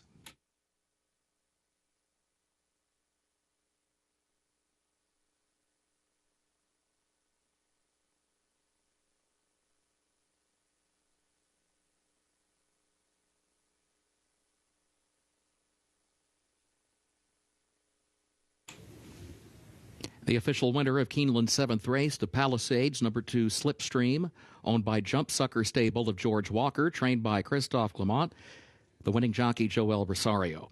Slipstream, a 3-year-old son of More Than Ready, out of Cake Baby by Stormy Atlantic, bred in Kentucky by Burleson Farm and Mackenzie Bloodstock. Keeneland sales graduate gets the 5.5 furlongs over the turf listed good in 1 minute 2.8 seconds.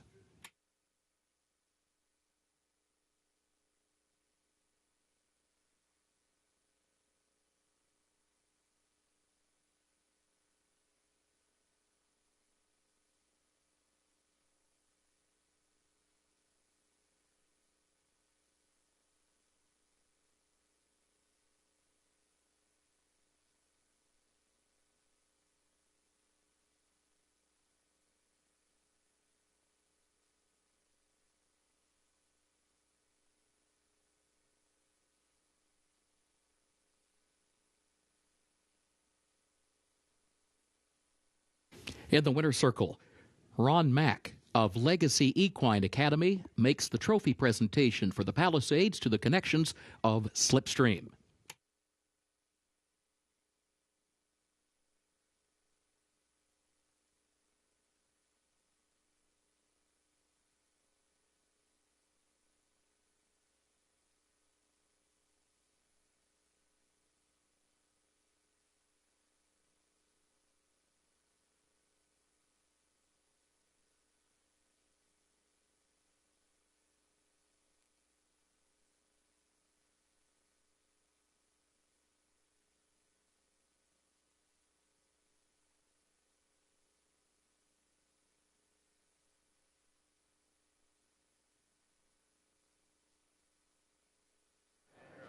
Slipstream late on the scene in the Palisades Stakes, trained by Christophe Clement, represented here this afternoon by Ben Colebrook as this colt shipped into his barn, and Joel Rosario with another masterful ride. You down on the inside, you had the filly to your outside. What developed around the turn for you? Yeah, it seemed like he was fine with it, and we're just riding just all the time trying to improve my position, and then he did. He was the best horse in the race. Were you surprised to see Irad and the filly so far out in the middle of the track? I mean, when I saw that they was straight there, I just trying to stay inside there, and then hopefully for the best when they come at the end, and then he did. Well done, Joel. Thank you so much. Ben, what did Christoph say to you as this colt shipped into your barn for the Palisades? He just said he was doing really well. He shipped in Friday. Just don't baby him to the race. We just jogged and paddock schooled him. It was, uneventful. What was your thoughts as you were watching this race develop from a trainer's perspective? It looked like he was loaded with horse. It was just, was he going to get out? And then right when you think that, it opens up and he just exploded through that hole. It was impressive. And Joel did a great job. Joel's the master. Well done to Slipstream, the Clement team, as he takes the Palisades Stakes here at Keeneland Racecourse.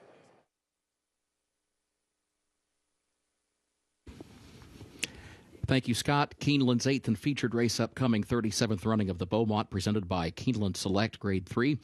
Beard course, about 7 furlongs. Main track is listed fast. Starts the last of the day's rolling doubles. No changes in the 8th race feature.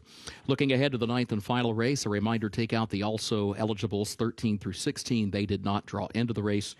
Change of equipment today for the 6 Piccadilly blinkers on. Number 6, Piccadilly. Blinkers on today. Carryover in that 9th race for the Toyota Super High 5 of $6,558.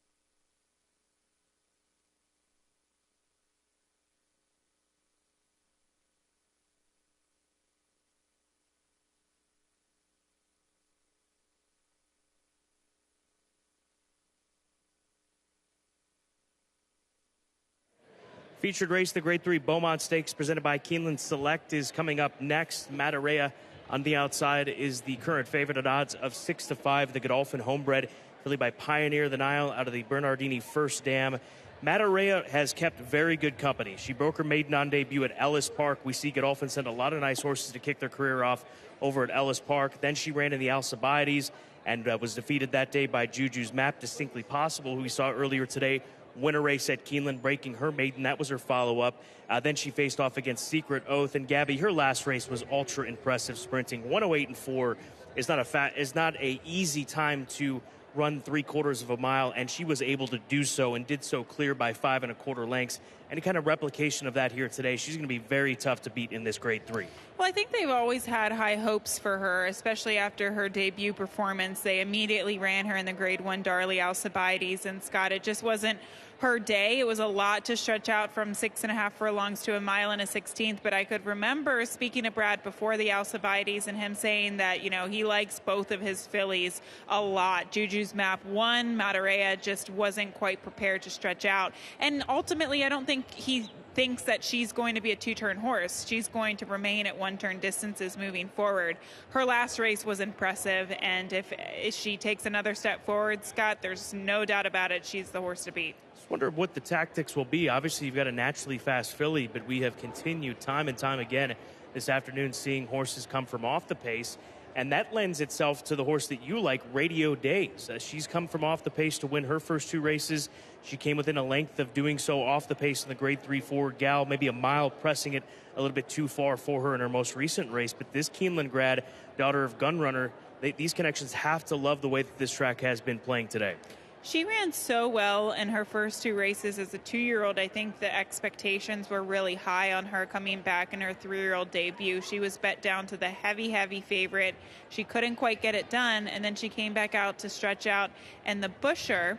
And again, she kind of chased the pace and faded. But I think they figured that less distance might be better for her, and she could be sitting on a big performance. I'm just hoping that Joelle, you know, takes her back and makes that one move into the pace, because as you mentioned, Scott, this seems like a closer's track, a wide closer's track.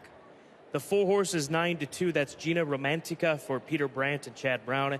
Mr. Brandt purchased her as a yearling for $1,025,000 at the September sale here at Keeneland for 2020.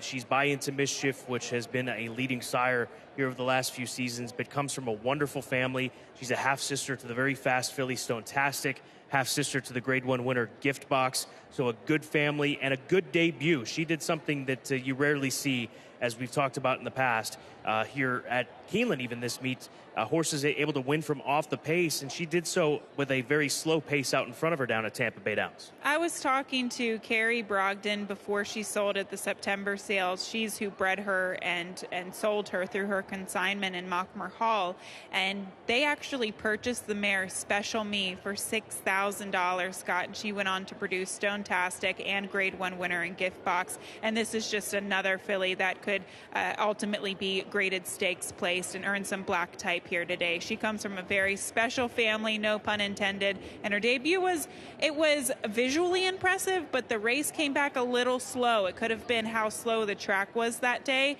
She'll have to improve significantly to run well today, but she very well could. It's Chad Brown, a second time out. I've seen crazier things.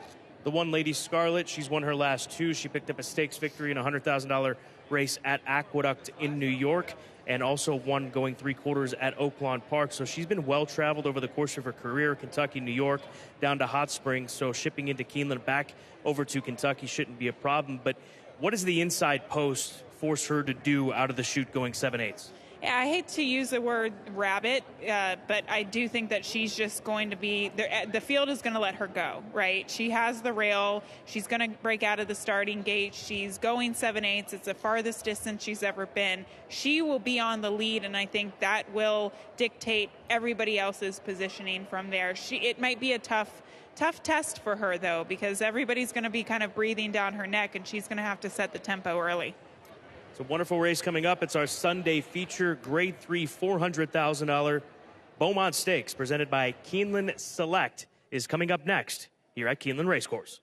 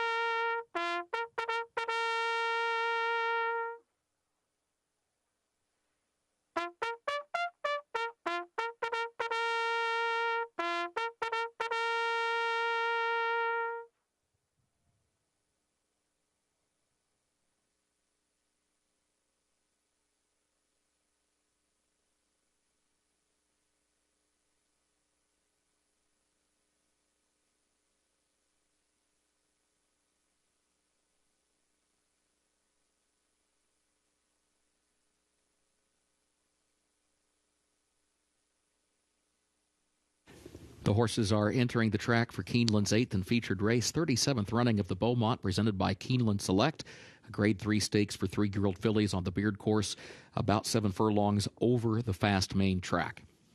No scratches, no jockey changes in this 8th race. This starts the last of the day's rolling doubles, post time in 7 minutes.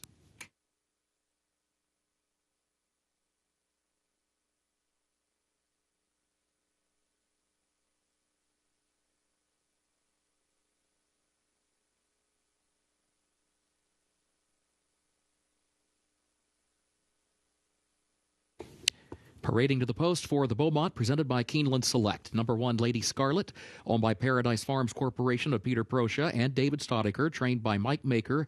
The jockey is Jose Ortiz. 2, Radio Days, owned by Joseph Allen LLC of Joseph Allen, trained by Shug McGahee, the jockey Joel Rosario.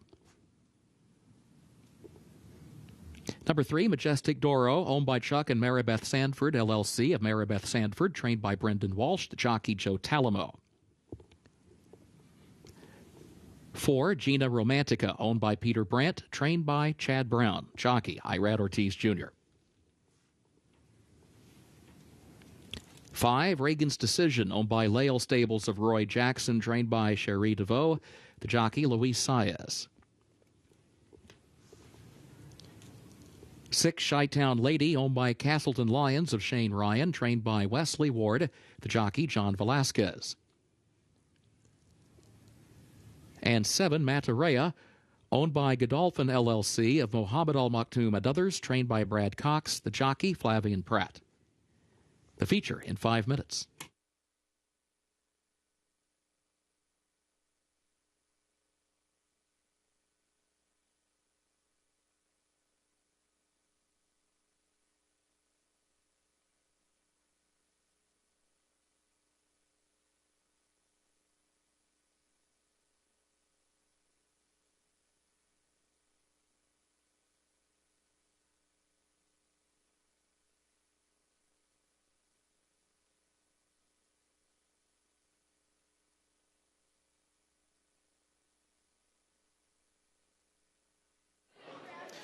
These fillies on track right now for the Grade 3 Beaumont Stakes presented by Keeneland Select. There's a look at the Lael Stables Silks being carried by Regan's Decision, a filly by Unified out of the old-fashioned First Dam Twisted Decision. Ran well, very well on debut, and then had a bit of a gap between her races between December 26th to February 26th. So I think that there's a feeling that this filly will build off of that race here today.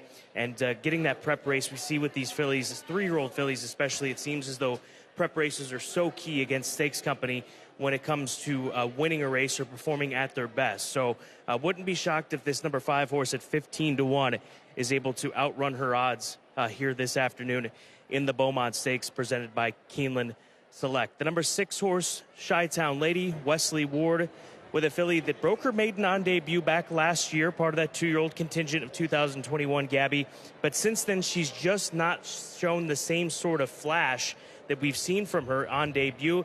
And the last time we saw her, she was running against Sweet Danny Girl in the Myrtlewood back on closing weekend here at Keeneland Racecourse, and she was just never involved. Yeah, but Keeneland is Wesley Ward's home turf. I mean, are we overlooking this filly right now at the price at 9-1? He did win the last race at double-digit odds yesterday. You can never discount Wesley Ward. And to be fair, she did have a lot of trouble in that race, and she was sidelined since then. So you wonder if something happened in that race. But her first 2 races were very impressive. And a fair point, too. That third race in the futurity, she was beaten by Slipstream, who we just saw win the Palisades. So the company's there is some form on the number 6 horse, who is currently sitting at 9-1. Then Matarea will close out the conversation with this filly as she gets set for this stakes test, second stakes test at Keeneland, but more suited likely for her game. You touched on the 1. You feel like she's going to be the one making lead. What happens if the 7 breaks sharp, though? I mean, what would you expect to see from Flavian Pratt with the way that he has ridden this track, keeping in mind the way he's ridden this dirt track here on opening weekend? If she breaks sharply, I can imagine he's just going to let her go where she needs to go. He's not going to hustle her. He's not going to strangle her back from off the pace. But if she doesn't break the fastest, I would imagine he's just going to right behind the 1. that's what he's probably going to do. She's 6-5, the favorites. Daughter of Pioneer of the Nile, Matarea. Grade 3 company, Beaumont Stakes, presented by Keeneland Select, is coming up. $400,000 on the line. Race also starts the late daily double here on Sunday at Keeneland Racecourse.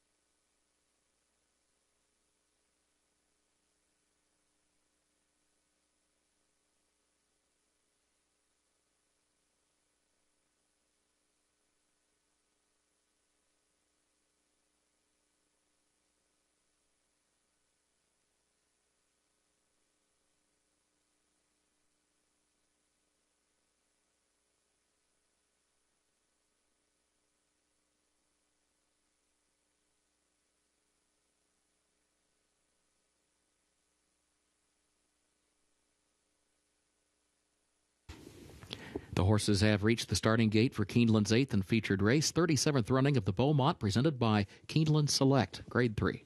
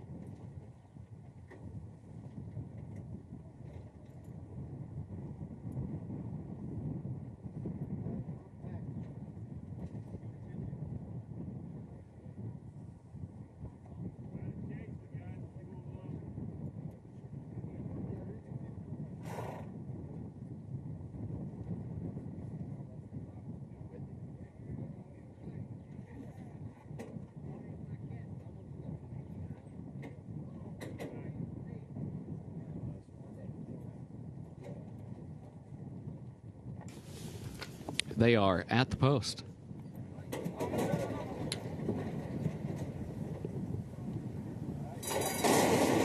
And they're off in the Beaumont, presented by Keeneland Select.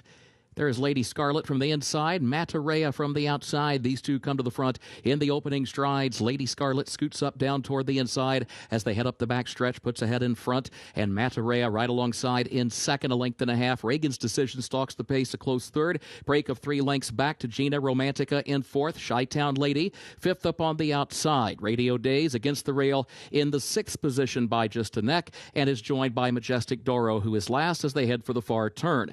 Lady Scarlet, 2 length lead. Against the rail, Matarea is second toward the outside. 22.87 seconds was the time for the opening quarter mile. Gina Romantica moves up the inside to challenge for third. Reagan's Decision is there on the outside, contesting that spot as well. Regains third now by just ahead, starts moving up, and Matarea starts inching forward, but through it all, it is still Lady Scarlet who leads. Lady Scarlet leads it by just a half length to Matarea, second, a length and a half. Reagan's Decision is in third by 3. Gina Romantica is in fourth, top of the stretch. And Lady Scarlet still chased by Matarea. They've been 1-2 since the start. Reagan's Decision 3 lengths away, and Matarea has taken the lead. Matarea coming past the 8th pole. 3 lengths to the good. 4 lengths clear. Back to Lady Scarlet in second. Reagan's Decision, then Radio Days on the outside. But with the 16th to go, it is all Matarea, much, much the best in the Beaumont, presented by Keeneland Select. 3 wins today for Flavian Pratt. Radio Days across the line in second. Reagan's Decision third. Lady Scarlet fourth. 1 minute 27.55 seconds.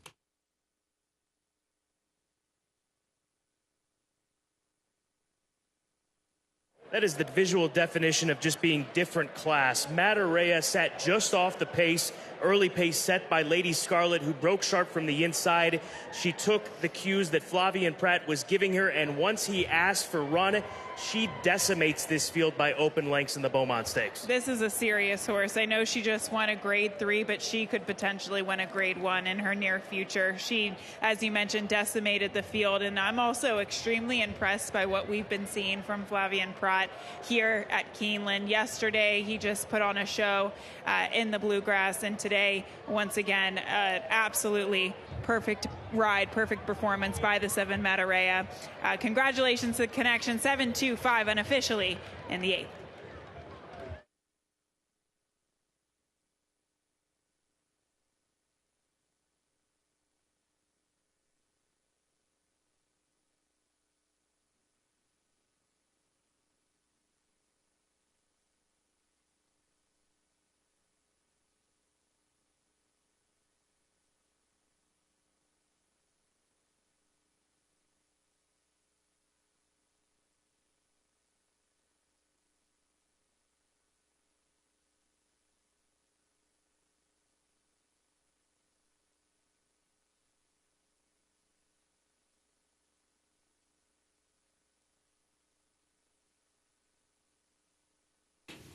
The unofficial results of Keeneland's featured 8th race. Number 7, Matarea, finished first.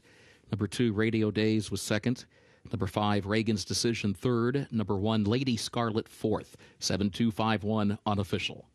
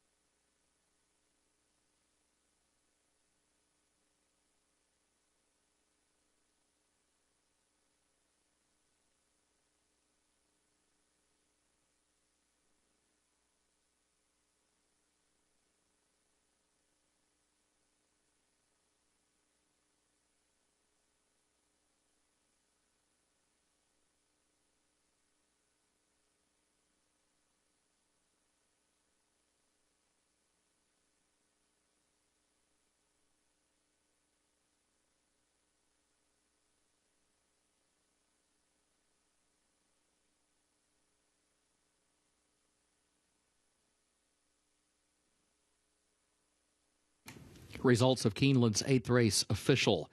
7-2-5-1, the official results.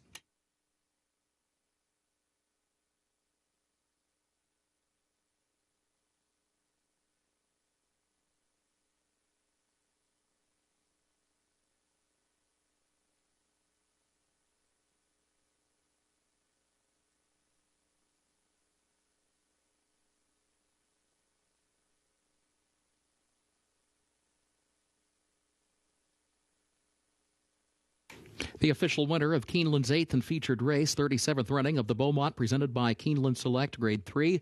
Number 7, Matarea, wins by 8.5 lengths. Owned by Godolphin LLC of Mohammed Al Maktoum and others, trained by Brad Cox. 3 wins today for Flavian Pratt. Matarea, 3-year-old filly by Pioneer of the Nile, out of Innovative Idea by Bernardini. Winner bred in Kentucky by Godolphin. Beard course distance about 7 furlongs, 1 minute 27.55 seconds over the fast main track.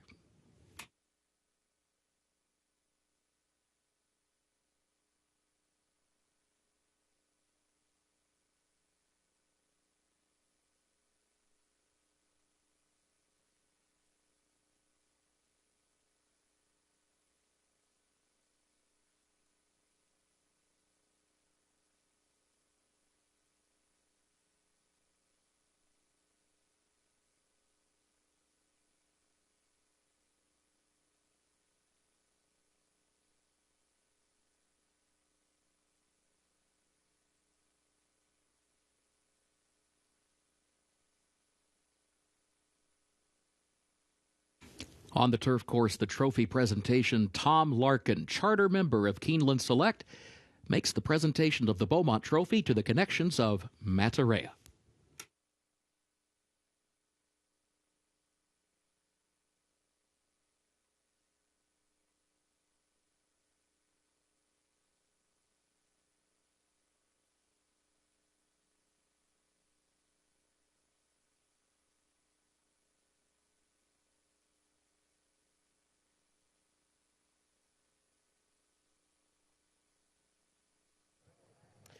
Matarea, too much for him in the Grade 3 Beaumont Stakes presented by Keeneland Select. Brad Cox and Flavian Pratt is getting used to this journey out here into the turf course to have these discussions. The filly to the inside broke sharp. You were able to get her to settle off of that pace. Did she at all put up a fight when you were down the backstretch to get her to sit off the pace? No, she broke really well, and actually she rate nice. I was on cruise control all the way around and really kicked home well. Brad told me this morning that he really liked her, and he was right. How would you describe this weekend that you've had on opening weekend here at Keeneland? Yeah, to be honest, I mean, I was hoping to win a few races, but it's been great. Yeah, just really pleased with the weekend. It's great to have you here in Kentucky. Well done, Flavian. Thank you very much. Brad, this filly tipped her hand at the fairgrounds when she ran an 8 and change. Today, she was next level in this Grade 3 event. What has led to this kind of progression from her in these last 2 races? I'd have to say the cutback. She was hoping she'd go long. She kind of trained like she would, and Flavia made the comment today. Didn't see why she wouldn't. But, look, she's kind of showed us she enjoyed the cutback. We'll probably stick to 1 turn for now. 8 Bells is on the horizon. Obviously, you've got a race like the Grade 1 test at Saratoga. What do you anticipate seeing for this 3-year-old filly taking advantage of the restricted 3-year-old company that she can hopefully run like this against? Yeah, no doubt. I mean, we obviously picked up a Grade 3 today. It's huge for the pedigree and huge for the broodmare Banna Godolphin, which is, next the best in the world, but one of the best in the world. So it was a big win. We'll let the dust settle, see how she comes out of it. But those are obviously races that we'll look forward and try to work back from. And, who knows, maybe try to get her to the Breeders' Cup filly mare sprint or something this fall here at Keeneland. You got a couple of nice fillies based on what we saw this weekend for that race. Well done, Brad. Thank you very much. Matarea, ultra impressive for Godolphin and Brad Cox in the Beaumont, presented by Keeneland Select. Thank you, Scott. Keeneland's 9th and final race upcoming. Turf is listed good. Temporary rail down today. Also eligibles, take those out, 13 through 16. They did not draw into the race. Change of equipment for the 6 Piccadilly. Blinkers on the 6 Piccadilly today. Carryover for the Toyota Super High 5, $6,558.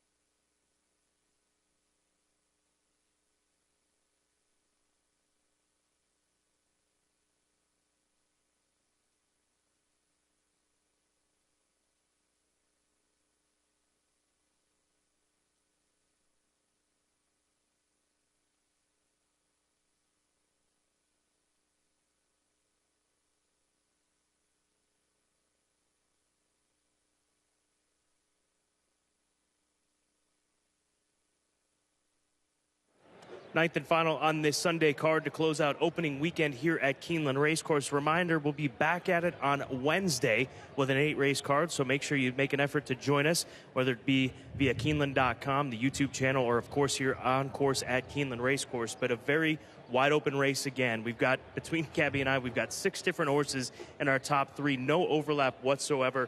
We'll start with my top selection, the number 8 horse. That is Remote for Christophe Clement, Adele Dilschneider and Claiborne Farm, a colt by Warfront out of a Galileo First Dam as a half-brother to a turf winner. So leaning on the pedigree here, Gabby, with this son of Warfront as he moves over to the grass for the first time in his career in what is just his second start. Can't get a better pedigree than that. Warfront out of a Galileo mare, Longview. Very, very nice pedigree here to try the turf for the first time. Christophe Clement shipping in with, limited starters, and I feel like with those limited starters, he'll do well with what he has here. He's had a really good year thus far. So Remote definitely should be upgraded on the surface change. You've got the 7 on top, Callaway Peak for Juddmonte, colt by Arrogates out of their first dam, Falimbi, who won the Grade 2 Goldacova on turf. Another strong pedigree to lean on here. I think there's more from this horse than what we've seen. His first race, he didn't have the greatest trip. He kind of steadied in the late stages of the race. He was a bit wide as well. And his next start, he really didn't pick up the pieces, but I do think with the added distance, he should find himself sitting a good trip under Joel Rosario. I like him. I thought, that maiden special weight that he comes out of wasn't easy. The number 6 horse, my second choice, Piccadilly, colt by Into Mischief out of the Giants Causeway First Dam, Queen Parade. All turf on the dam side. That is what we see from this first dam. This colt's a half-brother to a turf winner, so the pedigree's there. Ran against some tough customers to kick things off in his first few and even last time out. So leaning on the pedigree with this runner today as he moves over to the turf course. That is Piccadilly, who is currently sitting at 33-1. He is a big long shot, so no harm in trying to throw him underneath. I just think he's really going to have to improve. Hopefully the surface change does that, but Scott, he really hasn't shown up in his last 3 so far. The 3 trending, colt by Uncle Mo for Andrew Rosen and Shug McGahee, comes into this race off of 2 consecutive turf races, and there's no question that this colt got better moving over to the turf course. Exactly. His debut, he was a non-factor. It was a very tough race, though. You can see in the running lines, Charge It, a very impressive 3-year-old this season for trainer Todd Pletcher. But in his next start, he came back to be more forwardly placed. He was live. And then finally, in his last start, he did have legitimate trouble in that turf race at Gulfstream Park. If he can find the right type of trip, which I hope is stalking just behind the leaders, I think it could put him in the winner's circle. The 11 Ridley's Major for Chad Brown, Flavian Pratt, looking to close out a very successful first weekend here at Keeneland Racecourse as a full-time rider, part of this circuit. And there's a bit of a backstory here with this colt's name, Ridley's Major. Yeah, named after Fred Ridley, who was the chairman of Augusta National Golf Club. So if anyone's looking for a hunch bet of the day, you better bet number 11 on this Sunday, Masters Sunday, Scott. And he is the favorite right now, 2-1. They've just called for riders up for the nightcap. Good luck.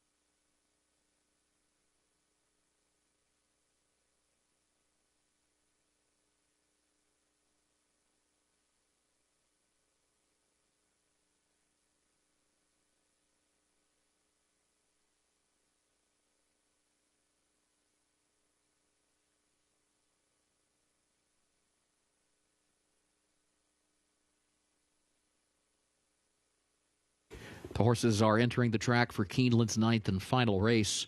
The Hagen, maiden special weight for 3-year-olds at 1 mile and 3/16 over the turf, listed good. Temporary rail is down today. Take out the also eligibles, 13 through 16. They did not draw into the race. Change of equipment for the 6 Piccadilly, blinkers on today. Number 6 Piccadilly, blinkers on. Carryover for the Toyota Super High 5 of $6,558. Post time at 6 minutes.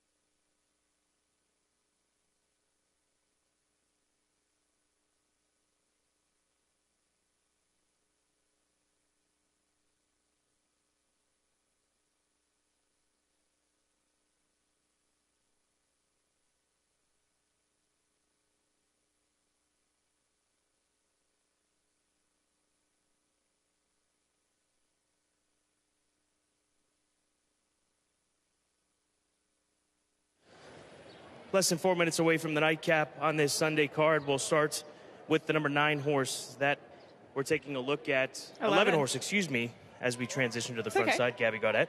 Ridley's Major. We left the paddock side talking about this runner. What do you expect from this colt based on the way you're seeing him warm up? Honestly, I think he's the biggest horse in the field. I was just watching the horses walk past me in the post parade. He's got he's a big, long, rangy type, a lot of scope and size to him. He's getting a very aggressive warm-up under Flavien, and I don't think he really asked him for this. I think he kind of clicked to him to get him to warm up, and he kind of took a hold of the bridle, but good to see him pulling up a little bit here after that aggressive warm-up. I like to see that. This is a big horse, and you kind of want to get their feet underneath of him and get a good warm-up before the gates open. I think he looks great on track. Number 2 horse, Defensible for Starlight Racing, a Keeneland graduate, $400,000 yearling as he'll try the grass for the second time in his career. Colt by Blame. He's got a little bit of an attitude on track, which I don't necessarily mind, and it does kind of look like he's got his head in the game. I just was paying attention to him in the post parade, and I was pleasantly surprised. If you're looking for a long shot, he's 23-1. And then finally, we'll close things out with the filly taking on the boys. So getting a weight break, the 12-horse Determined Gold. She's a big price right now, but wanted to touch on the connections. D. Hatman Thoroughbreds, that's Matt Dorman and Phil Schoenthal, his trainer. They've made quite a splash at the sales, especially here at Keeneland during sales season. And the approach that they are taking, they are trying to build a broodmare band, and that is something in which they have invested quite a bit of money on, I should say, Gabby, and this really part of it. Looking at these pedigrees, I mean, they're buying into some serious pedigrees and pretty well-established families, as this filly comes from a stakes-winning first stamp Starstruck. She is by Medaglia d'Oro, and she's out of a Galileo mare. You mentioned Starstruck. I am excited to see her get back to the turf today. We'll see what she can do. This is a tough group of horses, but she is bred to handle the turf. There's a look at the 3-horse, currently the second choice in the wagering, Trending for Shug McGahee, ran 2 very good races, I should say, on the turf course in the last 2. Less than 2 minutes away from the nightcap. This is race number 9 at Keeneland. Good luck.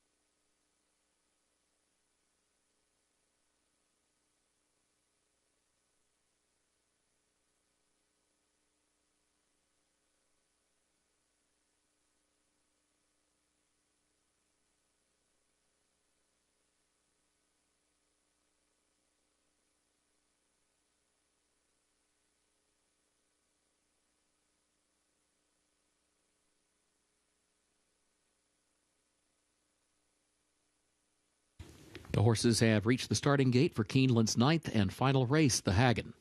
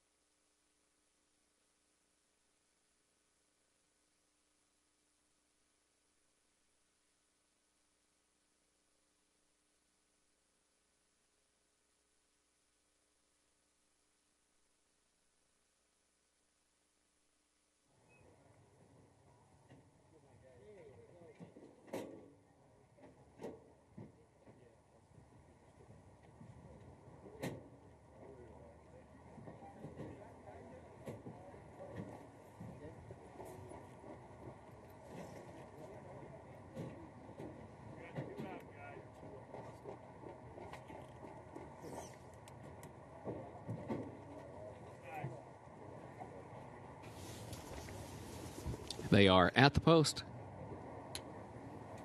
And they're off. There goes Piccadilly out for the early lead, but here comes Ridley's Major moving up in the center of the course. Determined Gold is right there. Here's Trending down to the inside. Trending moves up, and also Quarry Master, who's pretty determined to move forward. Quarry Master has the lead from Trending, Piccadilly, and then Ridley's Major is 4th. Minnesota Ready is in 5th. Defensible alongside that one in 6th. Determined Gold is 7th up on the outside, followed by Consulate, who's in 8th. Remote is in 9th. Barsley goes 10th. Vintage Year 11th, and Callaway Peak is last of the 12 moving into the first turn. Quarry Master has the lead. Piccadilly is right alongside. 23.03 seconds, the time for the opening quarter. Gap of 3 lengths back to Trending, who travels in 3rd by a length and a half. Minnesota Ready is 4th toward the inside by a half length.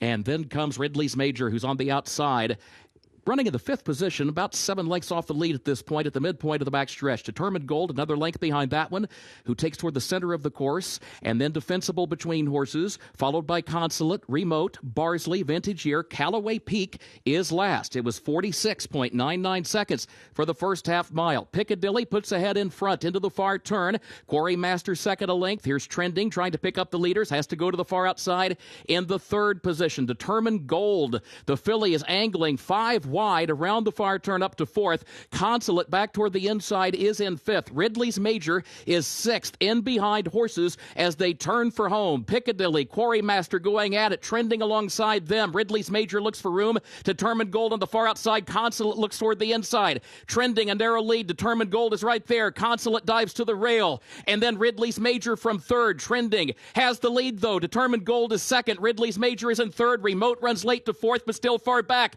Trending in front. Trending by 2. Trending and Jose Ortiz to win the nightcap. Going to be close for 2nd. It was either Determined Gold for that runner-up spot or Ridley's Major. Will be one of those two for place, but Trending wins the finale.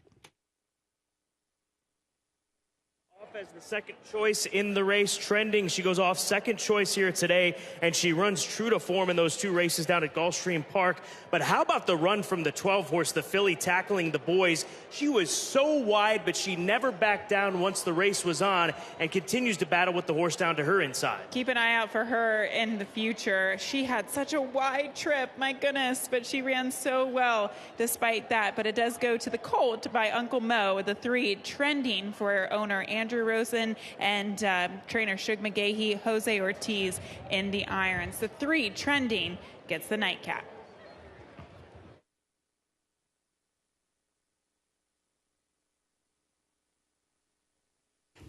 Photo for play sold all tickets.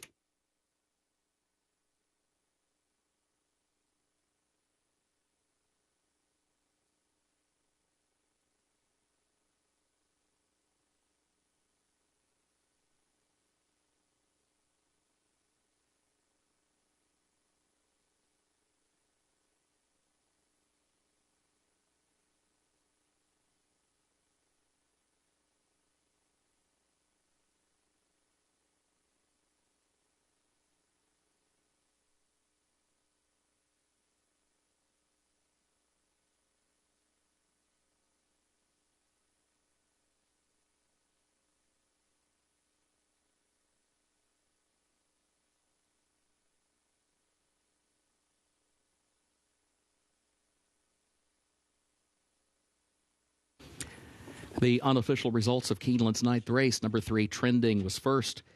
Number 12, Determined Gold, was second. The 11, Ridley's Major, third. Number 8, Remote, finished fourth. Number 5, Vintage Year, was fifth. 3, 12, 11, 8, 5, unofficial.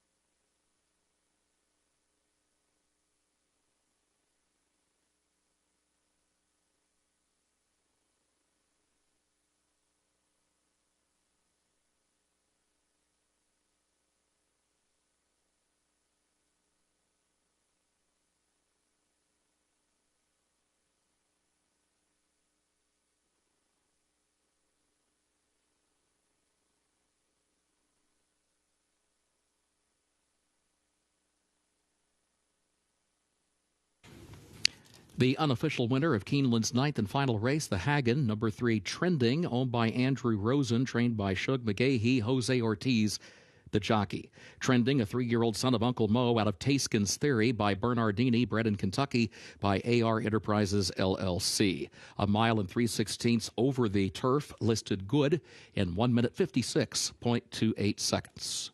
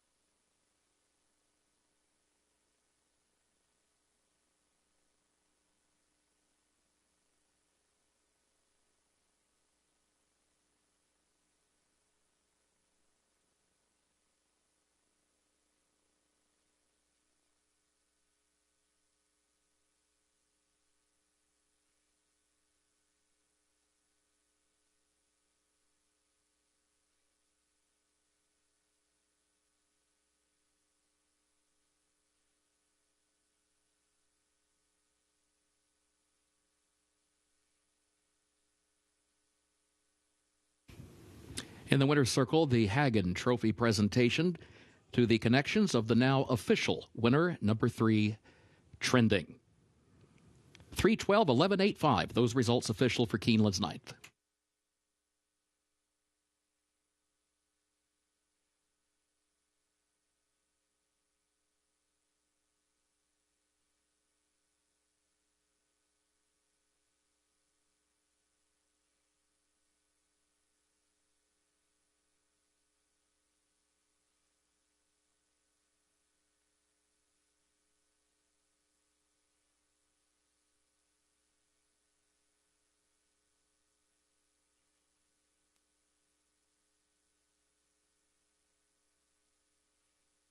At Keeneland, the pick 6 pays on 6 of 6 with a consolation 5 of 6. The late pick 5 on 5 of 5 with a consolation 4 of 5. Also, the Toyota Super High 5, that wager will start anew. No carryover for the Wednesday card when live racing resumes at Keeneland. We do thank you for being with us. For now, on behalf of Keeneland and for Keeneland Select, thank you and good evening.